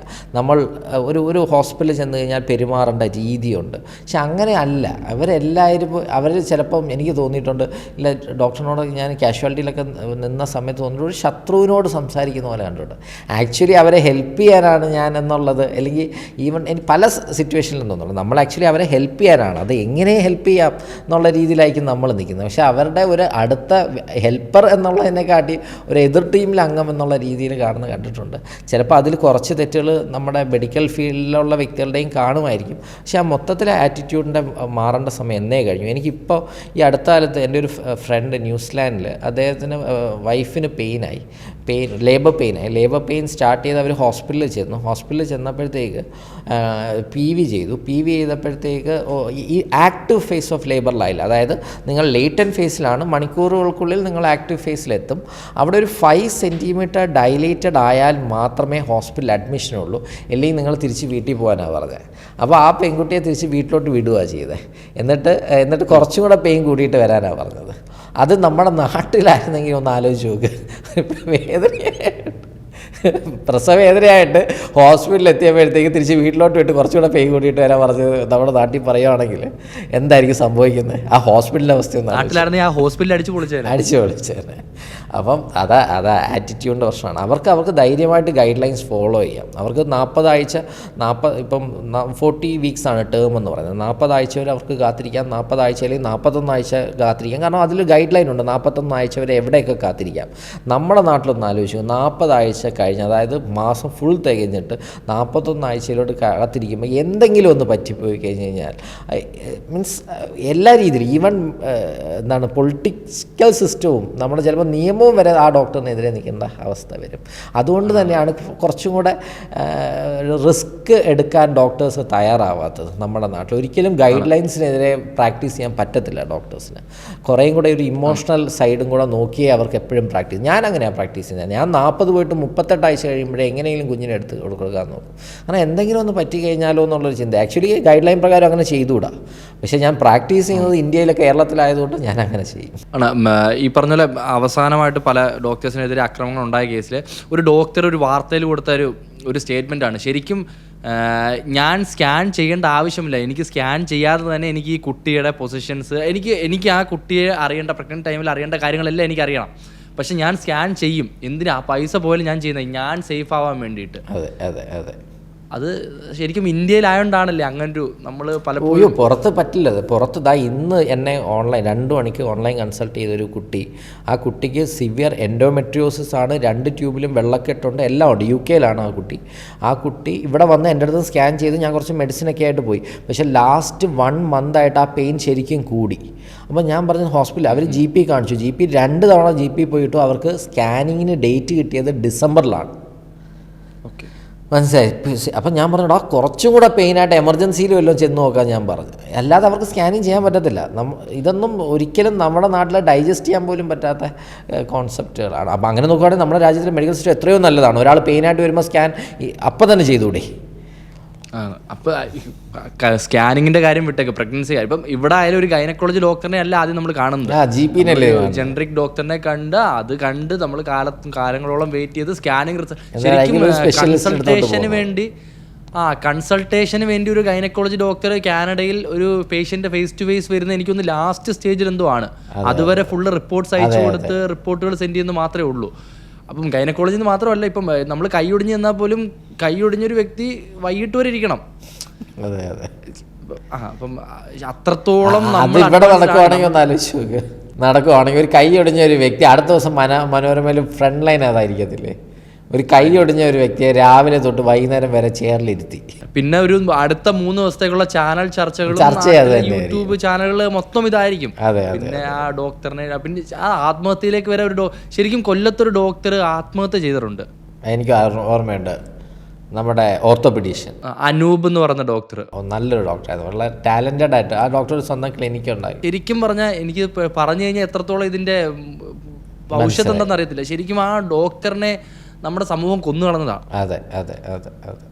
ആ ആശുപത്രി നശിച്ചുപോയി. എനിക്കത് പറയുമ്പോൾ സത്യം പറയുമ്പോൾ സങ്കടമുണ്ട്. കാര്യം ഞാൻ അത്രത്തോളം 1 വർഷത്തോളം 1.5 വർഷത്തോളം ഡോക്ടറിനെ സ്ഥിരമായിട്ട് കണ്ടുകൊണ്ടിരുന്ന വ്യക്തിയാണ്. നമ്മുടെ സമൂഹത്തിൻ്റെ അല്ലെങ്കിൽ ആ സമയത്ത് മൊത്തം വാർത്തകളിൽ പുള്ളി കൊന്നു. അതെ അതെ അതെ. തുടങ്ങിയ സമയത്ത് നമ്മൾ ഇൻ്റർവ്യൂ തുടങ്ങിയ സമയത്ത് ഡോക്ടർ പറഞ്ഞാലല്ലേ ഈ പ്രഗ്നൻസി ആ വരുന്ന സമയത്തുള്ള സന്തോഷങ്ങൾ അതിൻ്റെ ഒരു, അപ്പം അതിനെ ബേസ് ചെയ്ത് ഞാനൊരു ചോദിച്ചോട്ടെ, ശരിക്കും ഡോക്ടർ ബിലീവർ ആണോ, വിശ്വാസിയാണോ? അല്ല, ഞാൻ ഒരിക്കലും ഒരു മതവിശ്വാസിയല്ല. എനിക്ക് റിലിജിയൻ, കാസ്റ്റ്, ദൈവം എന്താണ് അല്ല മീൻസ് ഒരു ഐഡലിനെ വർഷിപ്പ് ചെയ്യുന്നതിന് എതിരാണ്. പക്ഷേ എന്തോ ഒരു ശക്തി ഉണ്ടെന്ന് എനിക്കറിയില്ല, അതും എനിക്ക് അറിഞ്ഞുകൂടാ, പക്ഷേ ഉണ്ടെന്ന് ഞാൻ വിശ്വസിക്കുന്നു. പല കാര്യങ്ങളും എനിക്ക് അങ്ങനെ തോന്നിയിട്ടുണ്ട്. പക്ഷേ ഡെഫിനറ്റ്ലി ഈ റിലിജിയന് 100% എതിരാണ്. ഈ റിലീജിയൻ കൊണ്ട് ഈ പ്രഗ്നൻസി ടൈമിൽ കുറേ കോംപ്ലിക്കേഷൻസ് ഉണ്ടാവില്ലേ? അതായത് റിലീജിയൻ കാരണം അവരുടെ മതത്തിൻ്റെ ആചാരങ്ങൾ കൊണ്ട് നമ്മൾക്ക് ഡോക്ടേഴ്സിന് പല ബുദ്ധിമുട്ടുകളും ഉണ്ടാവാറില്ലേ? ഞാനതങ്ങനെ ശ്രദ്ധിക്കാറില്ല. അത് നമ്മൾ ശ്രദ്ധിക്കേണ്ട ആവശ്യമില്ല. കാരണം എല്ലാവർക്കും അവരുടേതായ വ്യക്തി സ്വാതന്ത്ര്യം ഉണ്ടല്ലോ. അപ്പം അവരിപ്പോൾ ചിലപ്പം ഈ പറഞ്ഞത് ചിലപ്പോൾ ഓതുന്നതായിരിക്കാം, കുഞ്ഞിനെ കൈ കിട്ടുമ്പോഴത്തേക്ക് പ്രസവിച്ചോടുമ്പോഴത്തേക്ക് ചെവിയിൽ ഓതുന്നതായിരിക്കാം. അപ്പോഴത്തേക്ക് നമ്മുടെ ഉള്ളിൻ്റെ ഉള്ളൊരു പേടിയാണ്, വല്ല ഇൻഫെക്ഷനോ വല്ലതും വരുമോ, കാരണം പ്രസവിച്ച ഉടനുള്ളൊരു കുട്ടിയാണ്. അപ്പം അങ്ങനെയുള്ള കാര്യങ്ങൾ വരും. പക്ഷേ അതങ്ങനെ വിടുകയാണ് ചെയ്യുന്നത്. കാരണം അതിനെക്കാട്ടി എത്രയോ റിസ്ക്കുള്ള കാര്യങ്ങൾ ആൾക്കാർ ചെയ്യുന്നു. അപ്പം ജസ്റ്റ് ഇതൊരു മതപരമായ ഒരു ചടങ്ങും കൂടെ ഇല്ലേ, അവരുടെ ഒരു വിശ്വാസമില്ലേ, അപ്പോൾ അതിനെ കാത്തു സൂക്ഷിക്കുക. അവരുടെ ഇഷ്ടമാണ്. എല്ലാവർക്കും അവരുടേതായ സ്വാതന്ത്ര്യം, പേഴ്സണൽ സ്വാതന്ത്ര്യം വേണം എന്ത് കാര്യത്തിലാണെങ്കിലും. അപ്പം എന്തോ ആയിക്കോട്ടെ, ഒട്ടും ഞാനതിനെ ഹനിക്കാറുമില്ല, ഒന്നും ചെയ്യാറില്ല. പിന്നെ കുറേ ആൾക്കാർ കുഞ്ഞിനെ കൈമാറരുതെന്ന് മാത്രം ഞാൻ പറയും. കാരണം പ്രസവിച്ച ഉടനുള്ള കുട്ടിയാണ്, അതിനെ ഇത് മാത്രമേ ഉള്ളൂ. അല്ലാതെ വലിയ പ്രശ്നങ്ങളൊന്നും എനിക്കങ്ങനെ തോന്നില്ല. എനിക്കറിയില്ല, ഞാനങ്ങനെ ചിന്തിക്കുന്നതുകൊണ്ടായിരിക്കാം. എനിക്കൊരു ഒരു പുറമേ പല കാര്യങ്ങളും ഇഷ്ടമല്ലെങ്കിലും എന്നോട് നേരിട്ട് സംസാരിക്കുന്നവർക്ക് ഏത് മതമാണെങ്കിലും എനിക്ക് ആ ഒരു ഡിഫറൻസ് തോന്നിയിട്ടില്ല. ചിലപ്പോൾ അവരുടെ പക്ഷേ എല്ലാവർക്കും സ്നേഹമാണ്. നമ്മുടെ എല്ലാവരുടെയും മനസ്സിലെന്തോടെ സ്നേഹം തന്നെയാണ് ആ വികാരമുള്ളത്. നമ്മൾ അങ്ങോട്ട് പോയി ചൊറിഞ്ഞില്ലെങ്കിൽ ഇങ്ങോട്ട് ചൊറിയാനും ഒന്നും ആരും വരത്തില്ല, അതിൽ ഏത് മതസ്ഥരാണെങ്കിലും. അപ്പോൾ അങ്ങനെ എനിക്കൊരു ബുദ്ധിമുട്ട് തോന്നിയിട്ടില്ല. ഇല്ല, അല്ല, ചില കേസുകളിൽ ഈ ആചാരപ്രകാരം ഇന്ന ദിവസം തന്നെ കുട്ടിയെ ഡെലിവറി ചെയ്യണം എന്നൊക്കെ കേട്ടിട്ടുണ്ട്. ഇല്ല, ഞാൻ അപ്പോളോയിൽ വർക്ക് ചെയ്യുന്നു, ഹൈദരാബാദ് അപ്പോളോയിൽ വർക്ക് ചെയ്യുന്നു. എനിക്ക് അത് ഭയങ്കര അവിടെ ശരിക്കും തോന്നിയിട്ടുണ്ട്. അവിടുത്തെ ഏത് കാസിസ്റ്റ് അല്ലെങ്കിൽ ചിലപ്പോൾ അവർ ഇത് നോക്കുന്നതിൻ്റെ ആയിരിക്കും, ടൈം നോക്കുന്നതിൻ്റെ ആയിരിക്കും. ഞായറാഴ്ച രാവിലെ 4:36 കുഞ്ഞിൻ്റെ തല വരണം എന്നതൊക്കെ പറഞ്ഞിട്ട് അവിടെ ചെയ്യും. അവിടെ വളരെ കോമൺ ആയിട്ട് അത് ചെയ്യും. കൃത്യം ടൈമും സെക്കൻഡും ഒക്കെ കാണും. എന്നിട്ട് ഞാൻ നോക്കുമ്പോഴത്തേക്ക് ഞാൻ എൻ്റെ ഞാനപ്പോൾ പഠിച്ചോണ്ടിരിക്കുക സീനിയർ ചെയ്യുമ്പോഴത്തേക്ക് പുള്ളിക്ക് അത് കുഴപ്പമില്ല ഉണ്ണി, 2 മിനിറ്റോ മാറിയാലും കുഴപ്പമില്ല, ആ സമയം അങ്ങ് ഫയലിൽ അതൊക്കെ അവർ പറഞ്ഞ സമയം അങ്ങ് എഴുതിയാൽ മതി. അല്ലാതെ ആ കൃത്യസമയത്ത് എങ്ങനെ എടുക്കാനാണ് കൊച്ചിനെ? അവിടെ മിനിറ്റ് വരെ അവർ എഴുതി കൊടുക്കും, ഇന്ന മിനിറ്റിൽ കൊച്ച് ഔട്ടാവണമെന്ന് പറഞ്ഞിട്ട്. നമ്മുടെ നാട്ടിൽ അത്രയ്ക്കൊന്നും വേറൊരാൾ എഴുതി കൊടുക്കുക ടൈമല്ലേ? എഴുതി കൊടുക്കും. ഈ സിസേറിയനൊക്കെ വരുമ്പോഴത്തേക്ക് ഇന്ന സമയം അല്ല, എന്നിട്ടാണ് കോമഡി, ഏറ്റവും വലിയ കോമഡി എന്ന് പറഞ്ഞാൽ എഴുതി കൊടുക്കുന്നത്. എന്നിട്ട് ആ ടൈം വെച്ചിട്ടാണ് ആ കൊച്ചിൻ്റെ ഭാവി മൊത്തം ഡിസൈഡ് ചെയ്തത്. അവൻ്റെ കല്യാണാലോചനയും അവൻ്റെ ആ സമയത്തായിരിക്കും ഇല്ല ചേർച്ചയൊക്കെ നോക്കുന്നത് ഈ ടൈം വെച്ചിട്ടാണ്. ഡോക്ടർ തീരുമാനിച്ച ടൈമല്ല, ആ ജ്യോത്സ്യം തീരുമാനിച്ച ടൈം ഡോക്ടറിൻ്റെ അടുത്ത് പറയുന്നു. ഡോക്ടർ ആ സമയത്തൊന്നും ആയിരിക്കത്തില്ല എടുക്കുന്നത്, പക്ഷേ എഴുതുന്നത് ആ ഡോക്ടർ ആ സമയത്തായിരിക്കും. കാരണം 2-3 മിനിറ്റ് എന്തായാലും അങ്ങോട്ടും ഇങ്ങോട്ടും മാറും. എന്നിട്ട് ആ ടൈം വെച്ചിട്ട് ഇതിലൊക്കെ അപ്പോൾ നമുക്ക് തോന്നും ഇതിലൊക്കെ എങ്ങനെ വിശ്വസിക്കാനാണല്ലേ, ഇതിലൊക്കെ വിശ്വസിക്കുന്നവരെ തന്നെ പറഞ്ഞാൽ പോലെ. അല്ല, ആ സമയം ചില സമയത്ത് നമ്മൾ ആ സമയത്തല്ല എടുത്തെങ്കിലും ആ സമയം ഒന്ന് പുറത്ത് പറഞ്ഞേ പറ്റും. അല്ലാതെ നിങ്ങളുടെ ആ സമയത്ത് തന്നെ പല സ്ഥലങ്ങളുണ്ട് കേട്ടോ. അതെ അതെ അതെ അതെ അതെ. ഈ നിയമങ്ങളെക്കാട്ടി ശക്തമായി ആളുകൾ ഉണ്ടാവുന്ന സമയമുണ്ടല്ലോ, ഈ വേറെ ചിന്താഗതിയുള്ള ആളുകൾ അവരുടെ എണ്ണം ശക്തമാവുകയും അല്ലെങ്കിൽ അവരുടെ സ്ട്രെങ്ത് കൂടുകയും നിയമത്തിനെക്കാട്ടി സ്ട്രെങ്ത് അവർക്കാവുമ്പോൾ ചിലപ്പോൾ നമ്മൾ താന്നു കൊടുക്കേണ്ടി വരും. അതെ അതെ അതെ അതെ അതെ. നിയമങ്ങൾ എന്തൊക്കെ മാറണമെന്ന് തോന്നിയിട്ടുണ്ടോ? നമ്മൾ ഈ പറഞ്ഞ കേസുകൾ തന്നെ നിയമങ്ങൾ കുറച്ചുകൂടെ സ്ട്രിക്റ്റ് ആവണം. നിയമങ്ങൾ തീർച്ചയായിട്ടും സ്ട്രിക്റ്റ് ആവണം. ഞാനിപ്പോൾ കണ്ടത് നമുക്കിപ്പോൾ ഈ ട്രാഫിക്കിൽ ഇതൊക്കെ തെറ്റിക്കുമ്പോഴേ നമുക്ക് ഇപ്പോൾ കിട്ടിയ ഒരു ചെല്ലാൻ ഒരു എന്തിനായിരുന്നു ലൈൻ മാറിയതിനായി മീൻസ് എനിക്കാണ് കിട്ടിയത് 250 രൂപയാണ് കിട്ടിയത്. 250 രൂപ കിട്ടിക്കഴിഞ്ഞാൽ വീണ്ടും ഞാൻ ലൈൻ മാറത്തില്ലേ? നിങ്ങളൊരു 25,000 രൂപ തന്നായിരുന്നെങ്കിലോ ഞാൻ അടുത്ത തവണ ഞാൻ എന്തായാലും അത് തെറ്റിക്കൂ. ഇല്ല. അപ്പോഴത്തേക്ക് നമ്മൾ അപ്പോൾ അതേപോലെ എല്ലാ സ്ട്രിക്റ്റ്. ഇതാ ഇപ്പോൾ ഒരാൾ ജസ്റ്റ് ഒരു റേപ്പ് ചെയ്തു, അയാളെ വളരെ ഡീസൻ്റായിട്ട് ഉടൻ തന്നെ ഒരു 2 മാസത്തിനുള്ളിൽ തൂക്കിക്കൊല്ലാനൊരു വിധി വന്നു. എന്ത് പിന്നെ അടുത്ത തവണ റേപ്പ് ചെയ്യുന്നവൻ ഇത് ആലോചിക്കത്തില്ലേ? അപ്പോൾ ഡെഫിനറ്റ്ലി നിയമങ്ങൾ സ്ട്രോങ് ആയിക്കഴിഞ്ഞാൽ സൊസൈറ്റിയിൽ കുറച്ചും കൂടെ അടുക്കും ചിട്ടയും വരുമെന്നതിൽ സംശയമേ ഇല്ല. ഇവിടെ നമ്മുടെ ഇന്ത്യയിലെ ഏറ്റവും വലിയ പ്രശ്നം നിയമങ്ങൾ ഉണ്ട്, പക്ഷേ അത്രയും സ്ട്രോങ് ആയിട്ട് നടപ്പിലാക്കാൻ സാധിക്കുന്നില്ല. അതാണ് എനിക്ക് തോന്നുന്ന പ്രശ്നങ്ങൾ. അത് എല്ലാ രീതിയിലും. ഇപ്പം തന്നെ ഈ നമ്മുടെ നാട്ടിൽ ഇത്രയും തെറ്റായിട്ട് ഓടിക്കുന്ന ഒരാളല്ലേ ദുബായിൽ വന്ന ആ ലൈനിൽ കറക്റ്റായിട്ട് ഇങ്ങനെ ഓടിച്ചു പോകുന്നത്. കാരണം അവിടെ നിയമങ്ങൾ അത്രയും സ്ട്രോങ് ആയതുകൊണ്ടല്ലേ. എല്ലാ രീതിയിലും എല്ലാ കാര്യങ്ങളിലും നിയമങ്ങൾ കുറച്ചും കൂടെ സ്ട്രോങ് ആവുകയും അത് നടപ്പിലാക്കുകയും ചെയ്യണം. ഇപ്പം എനിക്ക് ഇവിടുത്തെ ഇപ്പോൾ ഡോക്ടറിനെ നമ്മൾ കയ്യേറ്റം ചെയ്തു കഴിഞ്ഞാൽ എന്താ ശിക്ഷ എനിക്കറിയില്ല. ഏതാ നമ്മുടെ കേരളത്തിൽ വെച്ചാൽ ഇന്ത്യയിൽ പൊതുവേ ഒരു ഡോക്ടറിനെ ഒരാൾ കയ്യേറ്റം ചെയ്യാൻ ശ്രമിച്ചാൽ 2 വർഷം ജാമ്യമില്ല എന്നാണെന്നാണ് എൻ്റെ ഒരു ഓർമ്മ. പക്ഷെ അങ്ങനെയൊക്കെ ആരെങ്കിലും കൊടുക്കുന്നുണ്ടോ ഇല്ലയോ, അതിൻ്റെ പുറകിൽ ഈ ഡോക്ടർ പോകുന്നുണ്ടോ, അതിൻ്റെ പുറകിൽ നിൽക്കണ്ടേ? ഇത് ഓരോ തവണയും ഇപ്പം എന്നെ ഒരാൾ അടിച്ച് ഞാൻ അതിൻ്റെ ഓരോ തവണയും ഞാൻ കോടതി കയറണം. എനിക്ക് ആ സമയമുണ്ടോ? ഞാനപ്പോൾ എൻ്റെ ജോലി ചെയ്യാൻ നോക്കുമോ, ഞാൻ കോടതിയിൽ പോയി കാത്തിരിക്കാൻ നോക്കുമോ? ഇല്ല, ഞാനങ്ങ് അടിയെ കൊണ്ടല്ലേ, ഞാനങ്ങ് സഹിക്കാമെന്നങ്ങ് വിചാരിക്കും. അതാ ആളുകൾ മാറണം. എന്നാൽ നല്ലത് കാണും, അല്ലെങ്കിൽ പറഞ്ഞ പോലെ നല്ല അവർ വിചാരിക്കുന്ന പോലെ ആവുമ്പോൾ ദൈവങ്ങളാവുകയും, അതെ ഈ പറയുന്ന അവർക്ക് വേണ്ട രീതിയിൽ നടക്കുമ്പോൾ അവർ ദൈവങ്ങളാവുകയും അവർ വിചാരിക്കാത്ത ഔട്ട്കം കിട്ടുമ്പോൾ അല്ലെങ്കിൽ എന്തെങ്കിലും ഒരു പ്രശ്നം വരുമ്പോൾ അവർ നേരെ ശത്രുക്കളാവുകയും ചെയ്യും. ഈ ഗ്രൂപ്പിനെ പറ്റി പറയാം. സാറിൻ്റെ വാട്സപ്പ് ഗ്രൂപ്പുകളിൽ ഇൻഫെർട്ടിലിറ്റി കപ്പിൾസ് ഏതാണ്ട് 4000-ൽ പുറത്തുണ്ടെന്ന് പറഞ്ഞായിരുന്നു എന്നോട്. അതിൽ നിന്നാണ് 210 കപ്പിൾസ് ഉണ്ടായത്. അപ്പോൾ ആ ബാക്കിയുള്ള ശതമാനമാണ് സാറിനെ വിഷമിപ്പിക്കുന്നത് എന്നോട് പറഞ്ഞായിരുന്നു നമ്മൾ ആദ്യം തുടങ്ങിയ സമയത്ത്. അപ്പം ഈ വേൾഡ് വൈഡ് നമ്മുടെ കണക്കുകൾ പറയുകയാണെങ്കിൽ ഏതാണ്ട് എത്രയോ മില്യൺ ഫീമെയിൽസും അതുപോലെ തന്നെ അത്ര തന്നെ മില്യൺ മെയിൽസും ഇൻഫെർട്ടൈലാണ്. അപ്പോൾ അതിലിപ്പം പുതുതായിട്ട് ഇപ്പം നമ്മുടെ 2025 സ്റ്റഡീസ്, അതായത് ഗ്ലോബൽ സിസ്റ്റമാറ്റിക് അനാലിസിസ് 1990 മുതൽ 2021 വരെ ഉള്ള കപ്പിൾസിനെ സ്റ്റഡി ചെയ്തപ്പോൾ വന്ന സ്റ്റഡിയാണ്.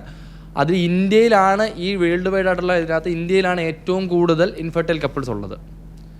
അതിൽ ഒരു വർഷം 0.7% സ്ത്രീകളിൽ വർധനവും പുരുഷന്മാരിൽ 0.5% വർധനമാണ് ഒരു വർഷം ഉണ്ടാകുന്നത്.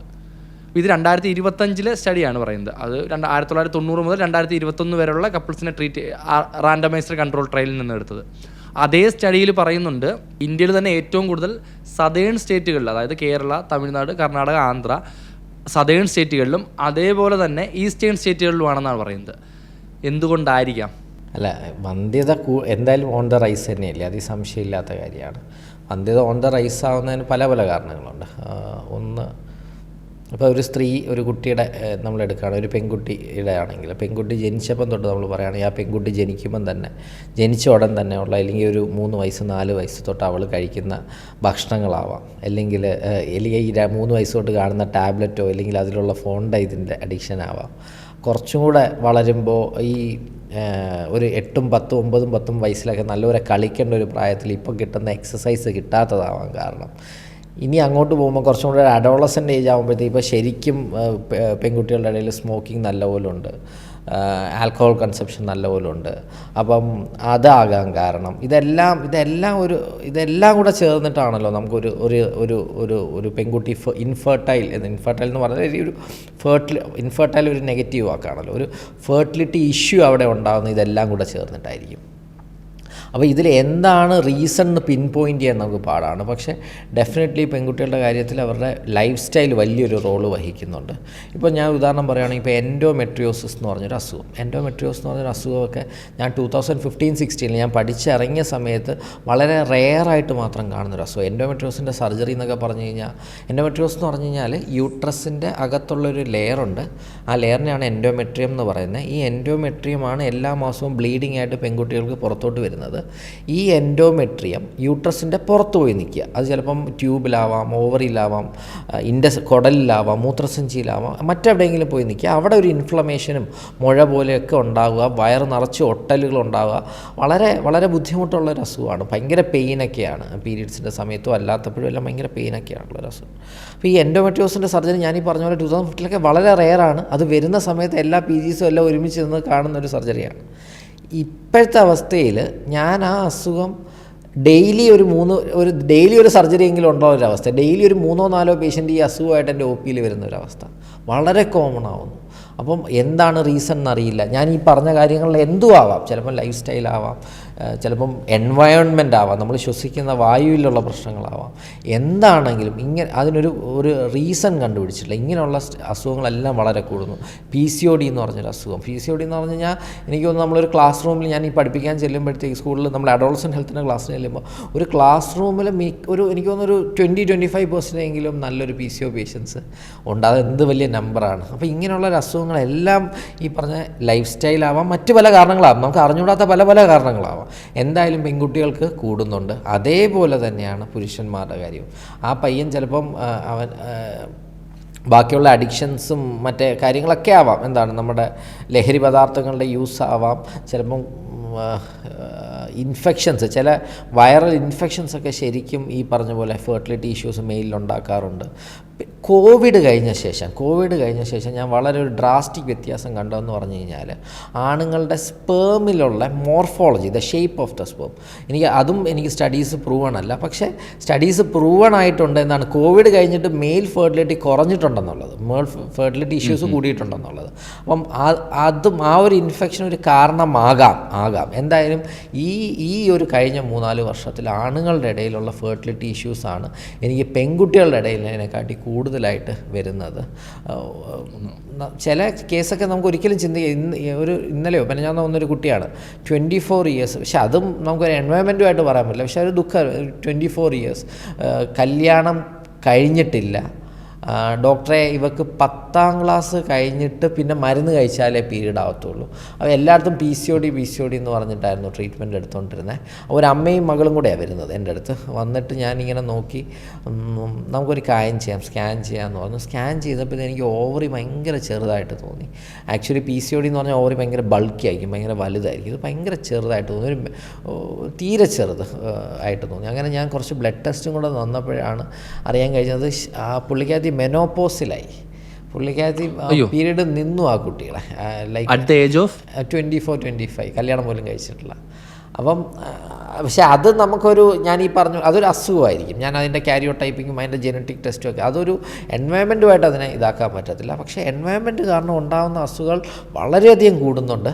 അത് ഒരു തരത്തിൽ എന്നെ ഹെൽപ്പ് ചെയ്യുന്നുണ്ട്, എൻ്റെ ബിസിനസ് വച്ച് പിടിക്കുന്നുണ്ട്.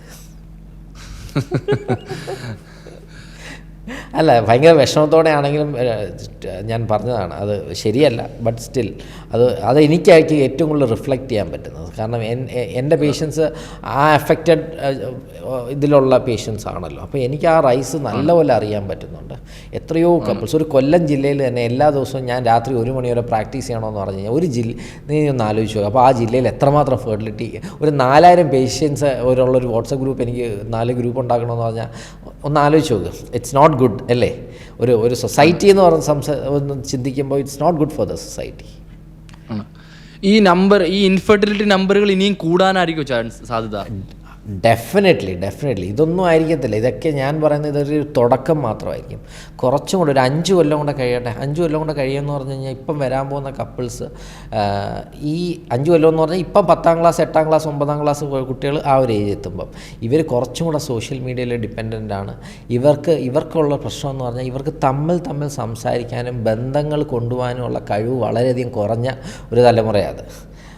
കാരണം കൂടുതലും they are into themselves. അവർ ആ ഫോണും കാര്യങ്ങളൊക്കെ വരുമ്പോൾ തന്നെ റിലേഷൻഷിപ്പിന് അത്രയും ഒരു ബന്ധം, ഒരു സ്ഥിരത വരത്തില്ല. അവർ പ്രൊലോങ് ചെയ്യും. അവരെന്ത് ചെയ്യും? നമുക്ക് പ്രഗ്നൻ്റ് ആവുന്ന ഒരു 35+ ആക്കാമെന്ന് വിചാരിക്കും. ഒരു സ്ത്രീയെ സംബന്ധിച്ചുള്ള അവർ ഏറ്റവും ഇമ്പോർട്ടൻ്റ് എന്നാണ് ഏജാണ്. അപ്പോൾ ഒരു 35+ പ്രഗ്നൻ്റ് ആകുമ്പോൾ അവർ ജോബ് ഓറിയൻറ്റഡ് ആയിരിക്കും. അവർക്ക് അടിച്ചു പൊളിക്കണമെന്നുള്ള കാര്യമായിരിക്കും. അവർക്ക് ലൈഫ് എൻജോയ് ചെയ്യണമെന്നുള്ള. ലൈഫ് എൻജോയ് ചെയ്യാൻ കുഞ്ഞൊരിക്കലും ഒരു നല്ല ഓപ്ഷനല്ല. ഇതെല്ലാം കൊണ്ടും അവർ പ്രഗ്നൻസി ഡിലേ ആവും. ഇതെല്ലാം ഇൻഫെർട്ടിലിറ്റിക്ക് ഇഷ്യൂസ് ആവാൻ സാധ്യതയുണ്ട്. കുട്ടി വേണം എന്നുള്ളൊരു കോൺസെപ്റ്റ് തന്നെ പയ്യെ പയ്യെ മാറും എന്നാണ് എൻ്റെ ഒരു വിശ്വാസം. അത് ആവശ്യമുള്ളവർക്ക് മാത്രം മതി എന്നുള്ളൊരു അവസ്ഥയിലെത്തും. അതുകൊണ്ട് തന്നെ ആ ഒരു അവസ്ഥയിലെത്തുമ്പോഴത്തേക്ക് അവർക്ക് ഫെർട്ടിലിറ്റി ഇഷ്യൂസ് കാണും. ഇൻഫെർട്ടിലിറ്റി എന്ന് പറഞ്ഞ ആ ടോപ്പിക്കിൽ ഇതുകൊണ്ടാണെന്ന് പറഞ്ഞു. ഈ ഇൻഫെർട്ടിലിറ്റി നമ്മുടെ നാട്ടിലെ പൊതുവായൊരു ധാരണ, ഇൻഫെർട്ടിലിറ്റി അല്ലെങ്കിൽ കുട്ടികൾ ഉണ്ടാവുന്നില്ല എന്നൊരു പ്രശ്നം സ്ത്രീകളുടെ മാത്രം പ്രശ്നമാണെന്നാണ്. ഇത് മാറിയോ ഇപ്പോഴും സമൂഹത്തിൽ? അത് മാറി വരുന്നുണ്ട്. ഇപ്പം അങ്ങനെയില്ല. കാരണം തീർച്ചയായിട്ടും ഈ രണ്ട് പേർക്കും ഇഷ്യൂസ് ഉണ്ട്. അത് രണ്ടും പിന്നെ വളരെ അപൂർവമായിട്ട് എനിക്കൊരു പ്രശ്നമില്ല, ഞാൻ 7 ടെസ്റ്റ് ചെയ്തില്ല, അങ്ങനെയൊക്കെ പറയുന്നത് വളരെ വളരെ അപൂർവം. ചിലപ്പം 4-5 മാസത്തിലായിരിക്കും ഒരാളെ ഞാൻ അങ്ങനെ കാണുന്നത്. ബാക്കി എല്ലാവരും ഇപ്പം ഇങ്ങോട്ട് വന്ന് ഡോക്ടറെ എനിക്കാന്ന് തോന്നുന്നു പ്രശ്നം, ഞാൻ അന്ന് കുറേ സേർട്ടൊക്കെ വലിച്ച പ്രായം ഉണ്ടായിരുന്നു, എൻ്റെ 7 ഒന്ന് ടെസ്റ്റ് ചെയ്ത് നോക്കണം എന്ന് പറഞ്ഞ് ഇങ്ങോട്ട് വരുന്ന മെയിൽസ് ഇഷ്ടം പോലെ ഉണ്ട്. ഇപ്പം അങ്ങനെയുള്ള ഒരു മെയിൽ ഡോമിനൻസ് ഒക്കെ എനിക്ക് തോന്നുന്നു ഇപ്പം ഞാൻ ഈ പറഞ്ഞ പോലെ ഞാനായിരിക്കും ഇവരുടെ ഇൻഡെപ്ത് റിലേഷൻഷിപ്പിലോട്ടൊക്കെ പോകുന്ന ഒരു വ്യക്തി. കാരണം അപ്പോൾ എനിക്ക് ആ മെയിൽ ഡോമിനൻസ് ഒന്നും ഇപ്പോൾ എവിടെയും കാണുന്നില്ല. ഇപ്പം എനിക്ക് കുറേയും കൂടെ ഒരു ഫീമെയിൽ ഡോമിനൻസ് സൊസൈറ്റി ആയിട്ട് മാറുന്നുണ്ട്. അറ്റ്ലീസ്റ്റ് മുറികളിലെങ്കിലും ഫീമെയിൽ ഡോമിനൻസ് കാണുന്നുണ്ട്. അത് കുടുംബത്തിലെങ്കിലും അത് സൊസൈറ്റിയിലോട്ട് എത്തും. ഒരു 5-10 വർഷം കഴിയുമ്പോൾ അത് സൊസൈറ്റിയിൽ അത് നല്ലതാണ്. കാരണം ആണുങ്ങൾ ഒന്നിനും കൊള്ളത്തില്ല. ലൈക്ക് ആണുങ്ങളെക്കാട്ടി എന്തുകൊണ്ടും ഒരു ഫാമിലി റൺ ചെയ്യാനും എല്ലാത്തിനും പെൺകുട്ടികൾ തന്നെയാണ് നല്ലത്. അപ്പം ഫീമെയിൽ ഡോമിനൻസ് വരുന്നതാണ് എപ്പോഴും നല്ലത്. മിക്ക രാജ്യങ്ങളിലും അത് തന്നെയാണ്. ഈ സോഷ്യൽ മീഡിയയിലെ ഈ പല പല ട്രെൻഡുകളുണ്ടെങ്കിലും ഇപ്പം ഡോക്ടർ പറഞ്ഞത് പുതിയൊരു വിവാദമാണ് കേട്ടോ. അതായത് ഡോക്ടർ സമൂഹത്തിൽ ആണുങ്ങളെക്കാട്ടും ഡൊമിനൻ്റ് ആയി തുടങ്ങി, ആണുങ്ങളുടെ ഡൊമിനൻസി കുറഞ്ഞു തുടങ്ങി എന്നുള്ളൊരു സാധനമാണ് ഒരു സ്റ്റേറ്റ്മെൻറ്റാണ് ഡോക്ടർ പറഞ്ഞത്. അല്ല, ഒന്നെന്ന് പറഞ്ഞാൽ നമ്മൾ ആണുങ്ങൾ എന്തിനായി ഡോമിനൻസ് എന്ന് പറഞ്ഞത്? അത് തന്നെ തെറ്റല്ലേ? ആ വാക്ക് തന്നെ തെറ്റല്ലേ? എപ്പോഴും ഒരു സെൽഫ് റെസ്പെക്റ്റ് ഇപ്പം രണ്ടുപേരും കൊടുക്കുന്നുണ്ടെന്ന് തന്നെയാണ്. ഒരു പെൺകുട്ടി ഒരു ആൺകുട്ടിയും സെൽഫ് റെസ്പെക്റ്റ് കൊടുക്കുന്നുണ്ട്. അല്ലാത്ത മ്യൂച്വൽ റെസ്പെക്റ്റ് ഇല്ലാതെ അങ്ങോട്ടും ഇങ്ങോട്ടും ആ റെസ്പെക്റ്റ് കൊടുത്തിരിക്കണം. സെൽഫ് റെസ്പെക്റ്റ് അല്ല, മ്യൂച്വൽ റെസ്പെക്റ്റ് കൊടുത്തിരിക്കണം. പിന്നെ ഒരു സെൽഫ് ബിലീഫും ഇപ്പം പെൺകുട്ടികളുടെ ഇടയിൽ ഞാൻ കാണുന്നുണ്ട്. ഐ ആം ഗുഡ് എന്ന് പറഞ്ഞൊരു തോന്നൽ. അല്ല ചേട്ടൻ എന്ത് പറയുന്ന പോലെ ഞാൻ കേട്ടിരുന്ന കുറേ വർഷങ്ങളുണ്ടായിരുന്നു. ഒരു ഇനിഷ്യൽ ഇയേഴ്സ് അതായിരുന്നു കേട്ടുന്നത്.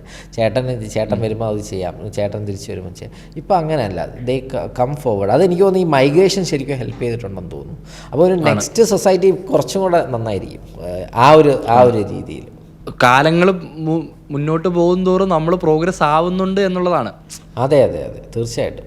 അല്ല, എന്നാലും ഇപ്പോഴും ഒരു വലിയ ശതമാനം ആൾക്കാർ ഇപ്പോഴും ആ ഒരു പ്രോഗ്രസ് ഇല്ലാതെ ഇപ്പോഴും അതിലേക്കൊന്നും എത്തിപ്പെടാത്ത ആളുകളും ഉണ്ട് കേട്ടോ. ഉണ്ട്. പക്ഷെ അങ്ങനെയല്ലേ നമുക്ക് ഒരു വലിയൊരു സൊസൈറ്റി എടുക്കുമ്പോൾ എല്ലാവർക്കും അടുത്ത ബോട്ടിലോട്ട് പെട്ടെന്ന് ചാടാൻ പറ്റൂലല്ലോ. അവർക്ക് 1 by 1 അത് ആ വ്യത്യാസം വരുന്നുണ്ട്. പക്ഷെ ആ വ്യത്യാസം ശരിക്കും റിഫ്ലക്റ്റ് ചെയ്യുന്നുണ്ട്. അതിൽ സാറിപ്പോൾ പറഞ്ഞ പോലെ അടുത്തൊരു ജനറേഷൻ, ഇനിയിപ്പോൾ വരുന്ന ജനറേഷൻ കുറച്ചുകൂടെ സാർ നേരത്തെ തന്നെ പറഞ്ഞ പോലെ ആയിരിക്കുമല്ലോ, ഒരു നെക്സ്റ്റ് ജനറേഷനിൽ 2010 ശേഷം ജനിച്ച് കഴിയുമ്പോഴത്തേക്ക് അവരെല്ലാം ഭയങ്കര വ്യത്യാസം കാണും. അവരുടെ റിലേഷൻഷിപ്പിൽ ശരിക്കും വ്യത്യാസം കാണും. ഇപ്പം തന്നെ ലിവിങ് ടുഗദർ ഇഷ്ടം പോലെയുണ്ട്. ലിവിങ് ടുഗദറൊക്കെ നല്ല പോലെ വന്നിട്ടുണ്ട്. അപ്പം അതൊക്കെ നല്ലത് തന്നെയാണ്. ഞാൻ എപ്പോഴും ലിവിങ് ടുഗദറിനെ സപ്പോർട്ട് ചെയ്യുന്ന ഒരാളാണ്.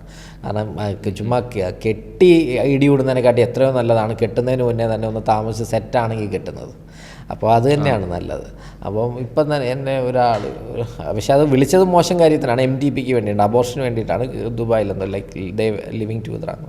അപ്പോൾ ആക്ച്വലി അങ്ങനെ തന്നെയാണ് ഡിസിഷൻ എടുക്കേണ്ടത്. അവർ ലിവിങ് ടുഗദറായി, അവർ കോൺട്രാസെപ്ഷൻ കറക്റ്റായിട്ട് യൂസ് ചെയ്തില്ല, അവർക്കൊരു അബദ്ധം പറ്റി, they are going for MTP.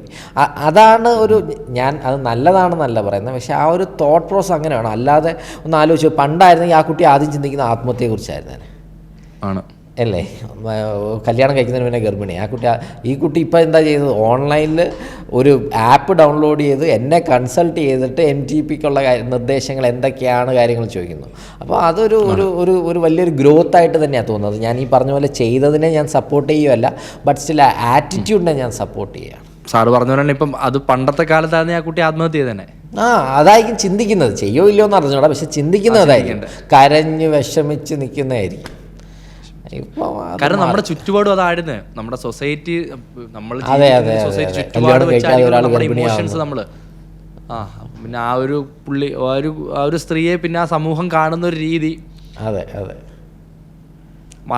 മാറേണ്ട സമയമെല്ലാം വളരെ അതിക്രമിച്ചു. ഇപ്പൊ സാറ് പറഞ്ഞ പോലെ മൈഗ്രേഷൻ കൂടുന്ന പറഞ്ഞാൽ അപ്പം ഇതിൽ നിന്നും വളരെ വ്യത്യസ്തമായൊരു സമൂഹം വേറൊരു കൾച്ചറിലോട്ടല്ലേ ആൾക്കാർ പോകുന്നത്. ഇപ്പം ഈ സാറ് ഈ പറഞ്ഞ കോംപ്ലിക്കേഷൻസ് ഒന്നും ഇവിടെ അതൊരു ഇവിടെ ലീവിങ് ടുഗദർ ഇവിടെ കല്യാണം കഴിക്കുന്നതാണ് വളരെ വളരെ വലിയൊരു സംഭവമായിട്ട് കാണുന്നത്. എനിക്കൊരു ഒരു കപ്പിൾ വന്ന് അവർ അയർലൻഡിൽ നിന്നാണ്. ഞാൻ രാജഗിരി ഹോസ്പിറ്റലിൽ വർക്ക് ചെയ്തിട്ടുണ്ട് അപ്പം ആലുവയിൽ. അപ്പം ഒരു അയർലൻഡിൽ നിന്നൊരു couple, they are born and അല്ല അവർ അവിടുത്തുകാരാണ്, ലൈക്ക് ഇന്ത്യൻസ് അല്ല. അപ്പോൾ അവർ കപ്പിൾ വരുന്നു, CP ഗ്രേഡ് 4 എൻഡോമെട്രിയോസിസ്, ഡോക്ടറാണ്, മാരീഡ് 8 years, ഫെർട്ടിലിറ്റിക്ക് വേണ്ടിയിട്ടാണ് വരുന്നത്. വന്നു അപ്പം ഞാൻ ഈ കാര്യങ്ങളൊക്കെ എക്സ്പ്ലെയിൻ ചെയ്തു. ദെയർ ഒവേറിയൻ റിസർവ് വളരെ കുറവായിരുന്നു. അപ്പോൾ അതൊക്കെ എക്സ്പ്ലെയിൻ ചെയ്തു. ഒരു സ്വന്തമായിട്ടൊരു കുട്ടി എന്നുള്ള പാടായിരിക്കും എന്നുള്ളത് എനിക്ക് പറയേണ്ടി വന്നു. ഇത് പറഞ്ഞപ്പോൾ ഇത് ഞാനൊരു ഇന്ത്യൻ കപ്പിളിൻ്റെ അടുത്ത് പറയുകയാണെങ്കിൽ കിട്ടുന്ന റെസ്പോൺസ് അല്ലായിരുന്നു എനിക്ക് അവിടെ നിന്ന് കിട്ടിയത്. അവർ അത് കുഴപ്പമില്ല doctor, we are happy with our self, ഞങ്ങൾ വളരെ സന്തോഷത്തോടെ ഞങ്ങൾ ഓരോ കാര്യങ്ങൾ ട്രിപ്പിന് പോകുന്നുണ്ട്, അത് ചെയ്യുന്നുണ്ട്. കുട്ടിയാകാൻ സാധ്യതയുണ്ടോ എന്ന് അറിയാൻ വേണ്ടി മാത്രമാണ് വന്നത്. കുട്ടി ഇല്ല എന്ന് പറഞ്ഞ് ഞങ്ങൾക്ക് 1% പോലും ദുഃഖമില്ല. അപ്പോൾ അതും ഒരു ആറ്റിറ്റ്യൂഡ് തന്നെയാണ്. നമ്മളുടെ ലൈഫ് എന്ന് പറഞ്ഞാൽ കുട്ടി മാത്രമല്ല എന്നുള്ളതും വലിയ ഇമ്പോർട്ടൻ്റ് ആണ്. ചിലവരുടെയൊക്കെ വിഷമം കാണുമ്പോൾ എനിക്കത് പറയണമെന്ന് തോന്നിയിട്ടുണ്ട്. നിങ്ങൾ അവരുടെ കുടുംബവും വീടും വിറ്റ് സ്ഥലവും വിറ്റ് ഇതെല്ലാം വിറ്റ് ഇതിൻ്റെ പുറകെ തന്നെ നിൽക്കുമ്പം എനിക്ക് പറയണമെന്ന് തോന്നിയിട്ടുണ്ട്. ചില കണ്ടീഷൻസിൽ നമ്മൾ ഗീവ് അപ്പ് ചെയ്യണം. ലൈഫ് ഇത് മാത്രമല്ല, കുട്ടി എന്നുള്ളൊരു ഇത് മാത്രമല്ല, വേറെ എന്തൊക്കെ മനോഹരമായ ഒരു ലോകം നമ്മുടെ ചുറ്റുമില്ലേ, അത് ആസ്വദിക്കാൻ പറ്റുമെങ്കിൽ അതല്ലേ തന്നെ ഏറ്റവും വലിയൊരു കാര്യം. അപ്പോൾ അത് സന്തോഷത്തോടെ ഇരിക്കുക, അത് ആസ്വദിക്കാനുള്ള കാര്യങ്ങൾ ചെയ്യുക. അതൊരു ലൈഫ് മൊത്തം നമുക്ക് ഈ ഒരു കാര്യത്തിന് പുറത്ത് എനിക്ക് കിട്ടാൻ സാധ്യതയില്ലാത്തവരുടെ കാര്യമാണ് ഞാൻ പറയുന്നത് കേട്ടോ. അല്ലാതെ സാധ്യത ഉണ്ടായിട്ടും ഉഴപ്പുന്ന എത്രയോ പേരുണ്ടെന്നറിയാമോ. അതും എനിക്ക് ഭയങ്കര വിഷമം. ഈ അടുത്ത കാലത്ത് വന്നൊരു കപ്പിളാണ്. 2018 അവരൊരു ഡോക്ടറെ കണ്ടു. അദ്ദേഹത്തിൻ്റെ കൗണ്ട് വളരെ കുറവായിരുന്നു, 4 million 5 million. വൈഫിൻ്റെ ഏജ് എന്ന് പറഞ്ഞാൽ 31 32, നല്ല ഒവേറിയൻ റിസർവ് ഉണ്ട്, കുഴപ്പമൊന്നുമില്ല. ബട്ട് കൗണ്ട് കുറവായതുകൊണ്ട് ആ ഡോക്ടർ IVF സജസ്റ്റ് ചെയ്തു. ഇവരപ്പം തന്നെ പോയി അവർ വേറെ എന്തൊക്കെയോ ട്രീറ്റ്മെൻറ്റ് എടുത്ത് പ്രോപ്പർ ട്രീറ്റ്മെൻ്റ് ഒന്നും എടുത്തിട്ടില്ല.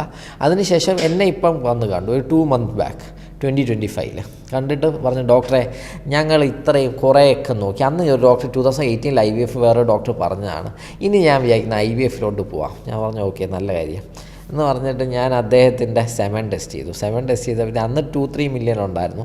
ഇപ്പോൾ അത് 0 സ്പേമായി, അസൂസ്പേമിയായി, FSH വളരെ കൂടി. അതായത് ഇനി അതിൽ നിന്ന് സ്പേം റിട്രീവ് ചെയ്യാൻ വളരെ ബുദ്ധിമുട്ടേറിയ ഒരവസ്ഥ.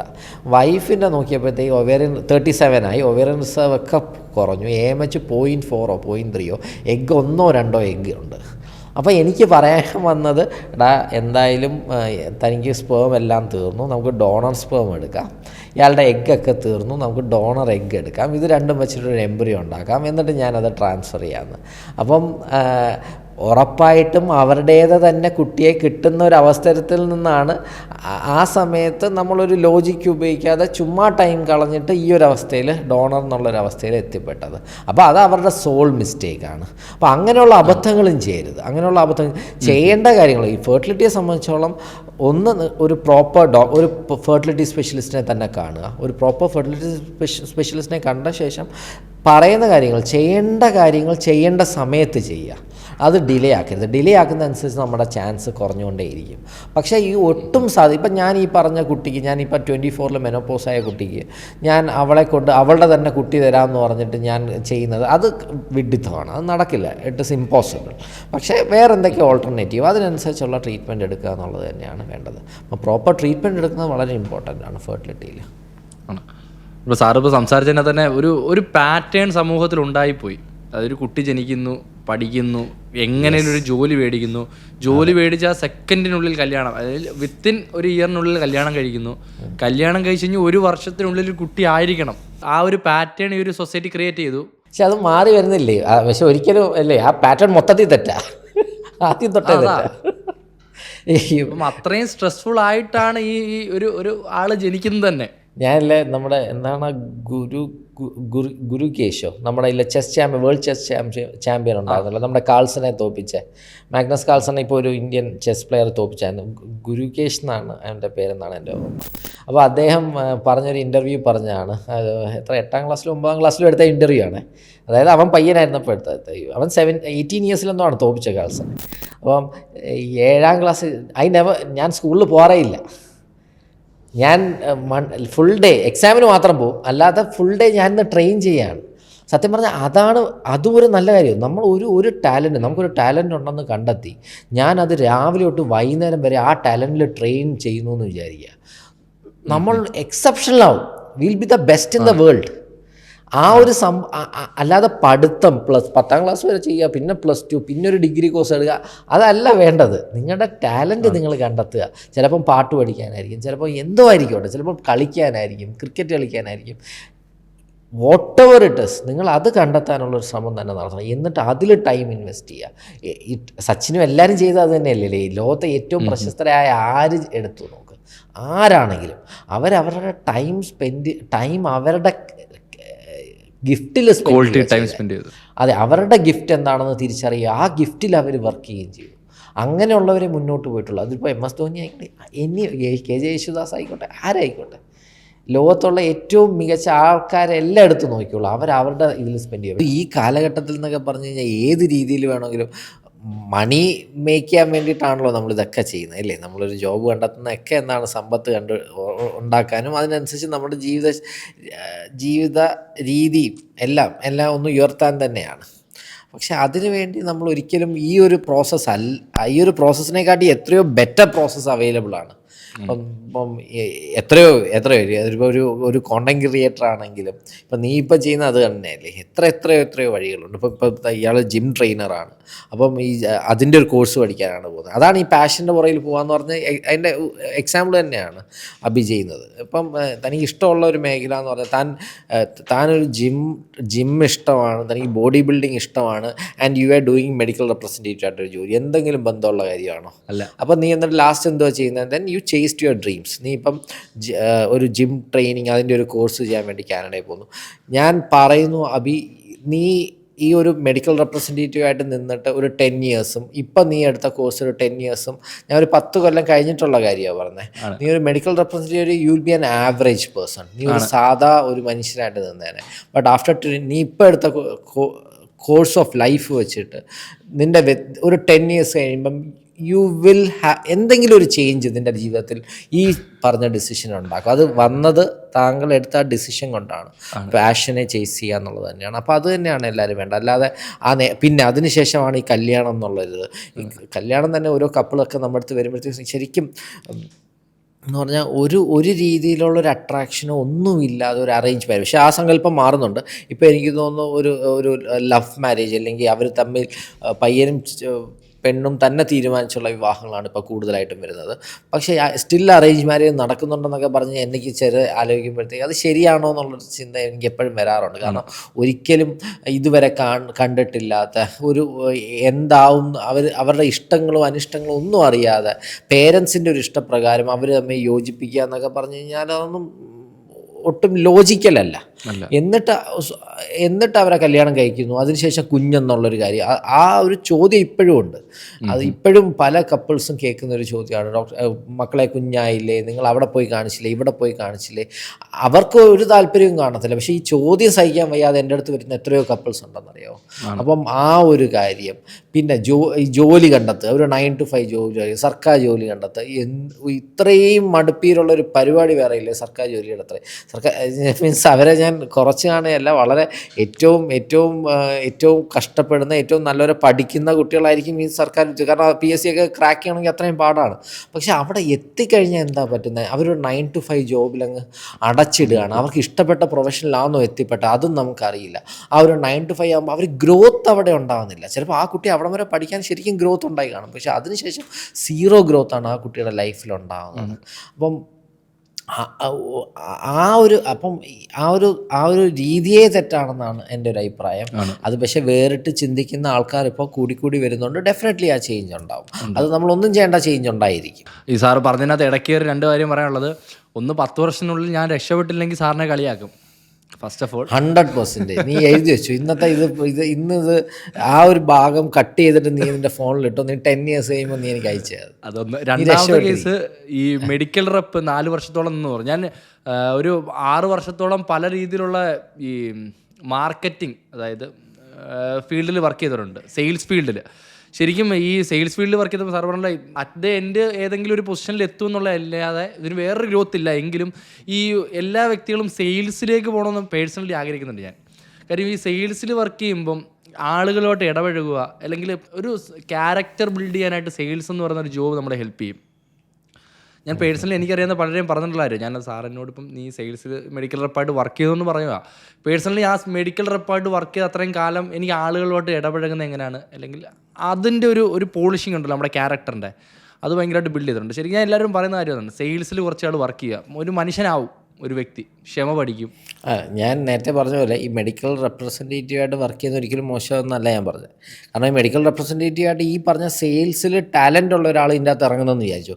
ഇന്ന് കണ്ടൊരു പയ്യനെ പറയാം, ഞാൻ അവൻ്റെ കമ്പനി ഞാൻ ആദ്യമായിട്ട് ഇതിനു മുന്നേ ഒരു ചെറിയ മരുന്ന് എടുക്കുന്നുണ്ടായിരുന്നു.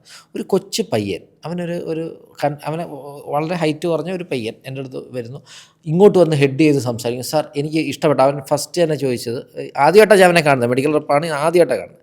സാർ ഞാൻ 2 മിനിറ്റ് ഞാൻ സാറിൻ്റെ എടുത്തോട്ടെ, ഞാൻ സാധാരണ മെഡിക്കൽ റെപ്രസെൻറ്റേറ്റീവ് അങ്ങനെ പറയാറില്ല, സാറിൻ്റെ 2 മിനിറ്റ്സ് എടുത്തോട്ടെ, എനിക്ക് ആദ്യം തന്നെ ഇമ്പ്രഷൻ അടിപൊളി. എന്നിട്ട് അവൻ സംസാരിച്ച് തുടങ്ങി, അവൻ്റെ ഡ്രഗിനെ കുറിച്ച് അവൻ സംസാരിച്ച ശേഷം വളരെ വാലിഡ് ആയിട്ടുള്ളൊരു 4-5 സ്റ്റഡീസ് അവൻ പറഞ്ഞു, സ്റ്റഡീസ് കോട്ട് ചെയ്ത് പറഞ്ഞു. ഇതെല്ലാം കഴിഞ്ഞ് ലാസ്റ്റ് അവൻ പ്രൈസ് പറഞ്ഞു. അപ്പോൾ ഇതെല്ലാം ഞാൻ ഇന്നെടുത്ത് അവൻ ഫസ്റ്റ് ഡേ എന്നെ കണ്ടിട്ട് തന്നെ ഞാൻ അവൻ്റെ മരുന്ന് ഞാൻ എൻ്റെ ക്ലിനിക്കിൽ എടുത്ത് വെക്കണമെന്ന് പറഞ്ഞു കഴിഞ്ഞാൽ അത് അവൻ്റെ ഒരു വിജയമാണ്. അപ്പം അങ്ങനെ അത് അവൻ്റെ ടാലൻ്റ് അവിടെയുണ്ട്. അപ്പോൾ ഹീസ് ഗുഡ് അറ്റ് സെയിൽസ്.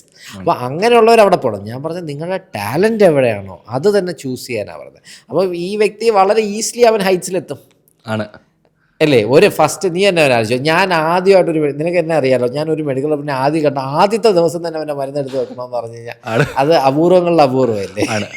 ഈ നമ്മളുടെ ഇൻ്റർവ്യൂവിൽ യാതൊരു രീതിയിലും നമ്മുടെ ഇങ്ങനൊരു ചോദ്യം ചോദിക്കണം ഞാൻ വിചാരിച്ചല്ലോ. ഇപ്പോൾ സാർ ആ ടോപ്പിക്കിലേക്ക് വന്നുകൊണ്ട് ചോദിക്കുക, ഈ മെഡിക്കൽ റെപ്രസെൻറ്റേറ്റീവ്സ് നമ്മുടെ നാട്ടിൽ അത്രത്തോളം എന്താ പറയുക, ഞാൻ 4 വർഷം മെഡിക്കൽ റെപ്പായിരുന്നു, അതുകൊണ്ട് തന്നെ ചോദിക്കുക, ഈ നമ്മുടെ സൊസൈറ്റിയിൽ അത്ര ചിലർക്കൊന്നും അത്ര അങ്ങോട്ട് ഇഷ്ടമല്ല ഇവരെ പേഴ്സണലി. ഇപ്പോൾ പേഷ്യൻസിന് ഡോക്ടറിനെ കാണാൻ വരുമ്പോൾ മെഡിക്കൽ റെപ്പിനെ പക്ഷേ എങ്ങനെയാണ് ഈ മെഡിക്കൽ റെപ്പ് അല്ലെങ്കിൽ ഡോക്ടേഴ്സുമായിട്ടുള്ള ബന്ധം നിങ്ങളെ എങ്ങനെ സഹായിക്കുന്ന ഒരു മെഡിക്കൽ റെപ്പ്? തീർച്ചയായിട്ടും അവരല്ലേ നമുക്ക് കൂടുതൽ ഇൻട്രൊഡ്യൂസ് ചെയ്യുന്നത്. ഈവൻ ദോ നമ്മളൊരു കെമിക്കൽ നമ്മൾ പഠിക്കുവാണെങ്കിലും നമ്മൾ പഠിക്കുന്നുണ്ടെങ്കിലും അതിൻ്റെ ഏതൊക്കെ കോമ്പിനേഷൻ അവൈലബിൾ ആണ്, ഇന്ന കോമ്പിനേഷനാണ്, ഇന്ന കാര്യങ്ങളുണ്ട് എന്ന് പറയുന്നതും എല്ലാം ഈ വ്യക്തി തന്നെയല്ലേ. അപ്പോൾ തീർച്ചയായിട്ടും ഒരു വലിയൊരു ഹെൽപ്പ് തന്നെയാണ് മെഡിക്കൽ റെപ്രസെൻറ്റേറ്റീവ്സ് നമുക്ക് ചെയ്യുന്നത്, അതിൽ സംശയമില്ല. നമുക്ക് ശരിക്കും ഇൻഫെർട്ടിലിറ്റി എന്ന ടോപ്പിക്കിലേക്ക് കിടക്കാം. ഈ ഒരു സ്റ്റഡി കോട്ട് തന്നെ നമുക്ക് ആദ്യം സംസാരിക്കാം. 2016 റാൻഡമൈസ്ഡ് കൺട്രോൾ ട്രയൽ പ്രകാരം മെറ്റയുടെ അനാലിസിസ് റിപ്പോർട്ട് പറയുന്നത് ഏതാണ്ട് 28.2% വർധനമാണ് കപ്പിൾസ് പോസിറ്റീവ് ആവാൻ ചാൻസസ്. എങ്ങനെയാണ്? ഒരു നല്ല കൗൺസിലിങ്ങിലൂടെ, ഡോക്ടറിൻ്റെ ഒരു നല്ല കൗൺസിലിങ്ങിലൂടെ പോസിറ്റീവായ കപ്പിൾസിൻ്റെ പേഴ്സൻറ്റേജ് വരുന്നത് 28.2% ആണ്. എന്തുകൊണ്ടായിരിക്കും അത്? ഒന്നെന്ന് പറഞ്ഞാൽ ഭയങ്കര സ്ട്രെസ്ഫുള്ളായിരിക്കും. ഇപ്പം ഉദാഹരണം, അബി ഇപ്പം കല്യാണം കഴിച്ചിട്ട് നീ ആണെങ്കിൽ വൈഫ് ഇവിടെയും നീ അവിടെയും, നിങ്ങൾ ഒരു 2 വർഷം കല്യാണം കഴിഞ്ഞു, നിങ്ങൾ ഒരുമിച്ച് നിന്ന 4 മാസമാണ്. 4 മാസം കഴിയുമ്പോൾ നാട്ടിൽ വരുമ്പോൾ ഭയങ്കര സ്ട്രെസ്സ്, നിങ്ങൾ രണ്ടുപേരും കൂടെ എൻ്റെ അടുത്ത് വരുന്നു, ഞാൻ നിങ്ങളുടെ കാര്യങ്ങളൊക്കെ ടെസ്റ്റ് ചെയ്തു, ഇയാൾക്ക് സെമൻ വലിയ പ്രശ്നമൊന്നുമില്ല, വൈഫിനും വലിയ പ്രശ്നങ്ങളൊന്നുമില്ല എന്ന് പറയുന്നു. അപ്പം ഞാൻ ഫസ്റ്റ് തന്നെ അത് പറയാമെന്ന് വിചാരിക്കുക. കാരണം നിങ്ങൾക്ക് 2 പേർക്കും വലിയ പ്രശ്നങ്ങളൊന്നുമില്ല, ഇയാളുടെ യൂട്രസ് ഓവറിയൊക്കെ നല്ലതാണ്, തൻ്റെ സെമനും വലിയ പ്രശ്നമൊന്നുമില്ല എന്ന് പറയുമ്പം തന്നെ എന്തോ അവർക്കൊരു അഷ്വറൻസാണ് കിട്ടുന്നല്ലേ. ഈ അഷ്വറൻസ് കിട്ടുമ്പോഴായിരിക്കും ഒരു നല്ല സെക്ഷുവൽ കോൺടാക്റ്റൊക്കെ സത്യം പറഞ്ഞാൽ ഉണ്ടാകുന്നത്. മറ്റേന്ന് പറഞ്ഞാൽ ഒരു പേടിച്ചിട്ടായിരിക്കും, നോർമൽ സെക്ഷുവൽ കോൺടാക്റ്റ് പോലും അവിടെ ഉണ്ടാവണമെന്നില്ല. അപ്പോൾ ആ ഒരു പേടി മാറ്റി കൊടുക്കുക. പേടി മാറ്റി കഴിഞ്ഞ ശേഷം ഇപ്പോൾ എന്തെങ്കിലും ഒരു പ്രശ്നം ഉണ്ടെങ്കിൽ അതിൻ്റെ ഒരു ട്രീറ്റ്മെൻറ്റ് എടുക്കുക. വളരെ വിശദമായിട്ട് ഈ കാര്യങ്ങൾ പറഞ്ഞു കൊടുത്ത് ഇവർക്കൊരു അഷ്വറൻസ് കൊടുക്കുമ്പം തന്നെ എനിക്ക് തോന്നും ഒരു ഹാഫ് ദ പ്രോബ്ലം അവിടെ സോൾവായി. ഒരു പ്രശ്നമുള്ളൊരു കപ്പിളാണെങ്കിൽ നമ്മൾ എന്താ ചെയ്യേണ്ടത്, ആ പ്രശ്നം പിൻ പോയിൻ്റ് ചെയ്യുകയും അതിനൊരു സൊല്യൂഷൻ കണ്ടെത്തുകയും ചെയ്യുമ്പോഴും അവിടെ ഒരു പ്രോബ്ലം സോൾവായി. നമ്മൾ ഈ കണ്ണും അടച്ച് എന്താണെന്ന് നമുക്ക് അറിഞ്ഞുകൂടാതെ ചുമ്മാ മരുന്ന് എഴുതുമ്പോഴാണ് പ്രശ്നങ്ങൾ മിക്കപ്പോഴും ഉണ്ടാകുന്നത്. അപ്പോൾ സാറ് പറയുന്നത് ശരിക്കും ഒരു വലിയ ശതമാനം ആൾക്കാർക്കും യാതൊരു രീതിയിലുള്ള സെക്ഷൽ ഇഷ്യൂസും അല്ലെങ്കിൽ ഇൻഫെർട്ടിലിറ്റി ഇഷ്യൂസും ഇല്ല, അവരുടെ പേടി കൊണ്ട് മാത്രമാണ് അവർ പ്രഗ്നൻ്റ് ആവാത്തത്. അതെ, പേടി ഉണ്ടെന്ന് കാരണം ചാൻസ് എന്ന് പറഞ്ഞൊരു സംഭവം ഉണ്ടല്ലോ. അതായത് ഇപ്പോൾ ഒരു ഭാര്യയും ഭർത്താവും കൂടെ 1 മാസം ഒരുമിച്ച് നിൽക്കുന്നു, അവർ സെക്ഷലി കോണ്ടാക്ട് ചെയ്യുന്നു, 2 പേർക്കും ഒരു കുഴപ്പമില്ലെന്ന് വിചാരിക്കാം. എന്നാലും അവരുടെ ഒരു ഞാൻ പറയുന്ന ഒരു 25 അല്ലെങ്കിൽ 30-ൽ താഴെയുള്ള കപ്പിളിൻ്റെ കാര്യമാണ് പറയുന്നത്. 30 താഴെയുള്ള കപ്പിളാണെങ്കിൽ, അതായത് 100 കപ്പിള് 30 വയസ്സിൽ താഴെയുള്ള 100 കപ്പിൾ, ഒരു കുഴപ്പമില്ലാത്ത കപ്പിൾ കോൺടാക്റ്റ് ചെയ്യുവാണെങ്കിൽ ഒരു മാസം ഏകദേശം 15 മുതൽ 20 പേരെ പോസിറ്റീവ് ആകത്തുള്ളൂ. ആ 100-ൽ 20 പേരെ ഒരു മാസം പോസിറ്റീവ് ആകത്തുള്ളൂ, ഒരു കുഴപ്പമില്ലാത്തവരുടെ കാര്യം. ഒരു 3 മാസം ആകുമ്പോഴത്തേക്ക് ഏകദേശം ഒരു 30-35% ആൾക്കാർ സക്സസ് ആകും. ഒരു 6 മന്ത് ആകുമ്പോൾ ഓൾമോസ്റ്റ് ഒരു 50-60% ആൾക്കാർ സക്സസ് ആകും. ഒരു 1 ഇയർ ആകുമ്പോൾ ഓൾമോസ്റ്റ് 80-85% ആൾക്കാരും പോസിറ്റീവ് ആകും. ആ പോസിറ്റീവ് ആവാത്ത 15 പേർക്കായിരിക്കും യഥാർത്ഥ പ്രോബ്ലം ഉള്ളത്. ഞാൻ പറഞ്ഞത് 30 വയസ്സിൽ താഴെയാണ്. ഒരു 35 വയസ്സാകുമ്പോൾ ഒരു 100 പേര് കോൺടാക്റ്റ് ചെയ്യുകയാണെങ്കിൽ ഒരു 8-9 പേരെ പോസിറ്റീവ് ആകത്തുള്ളൂ.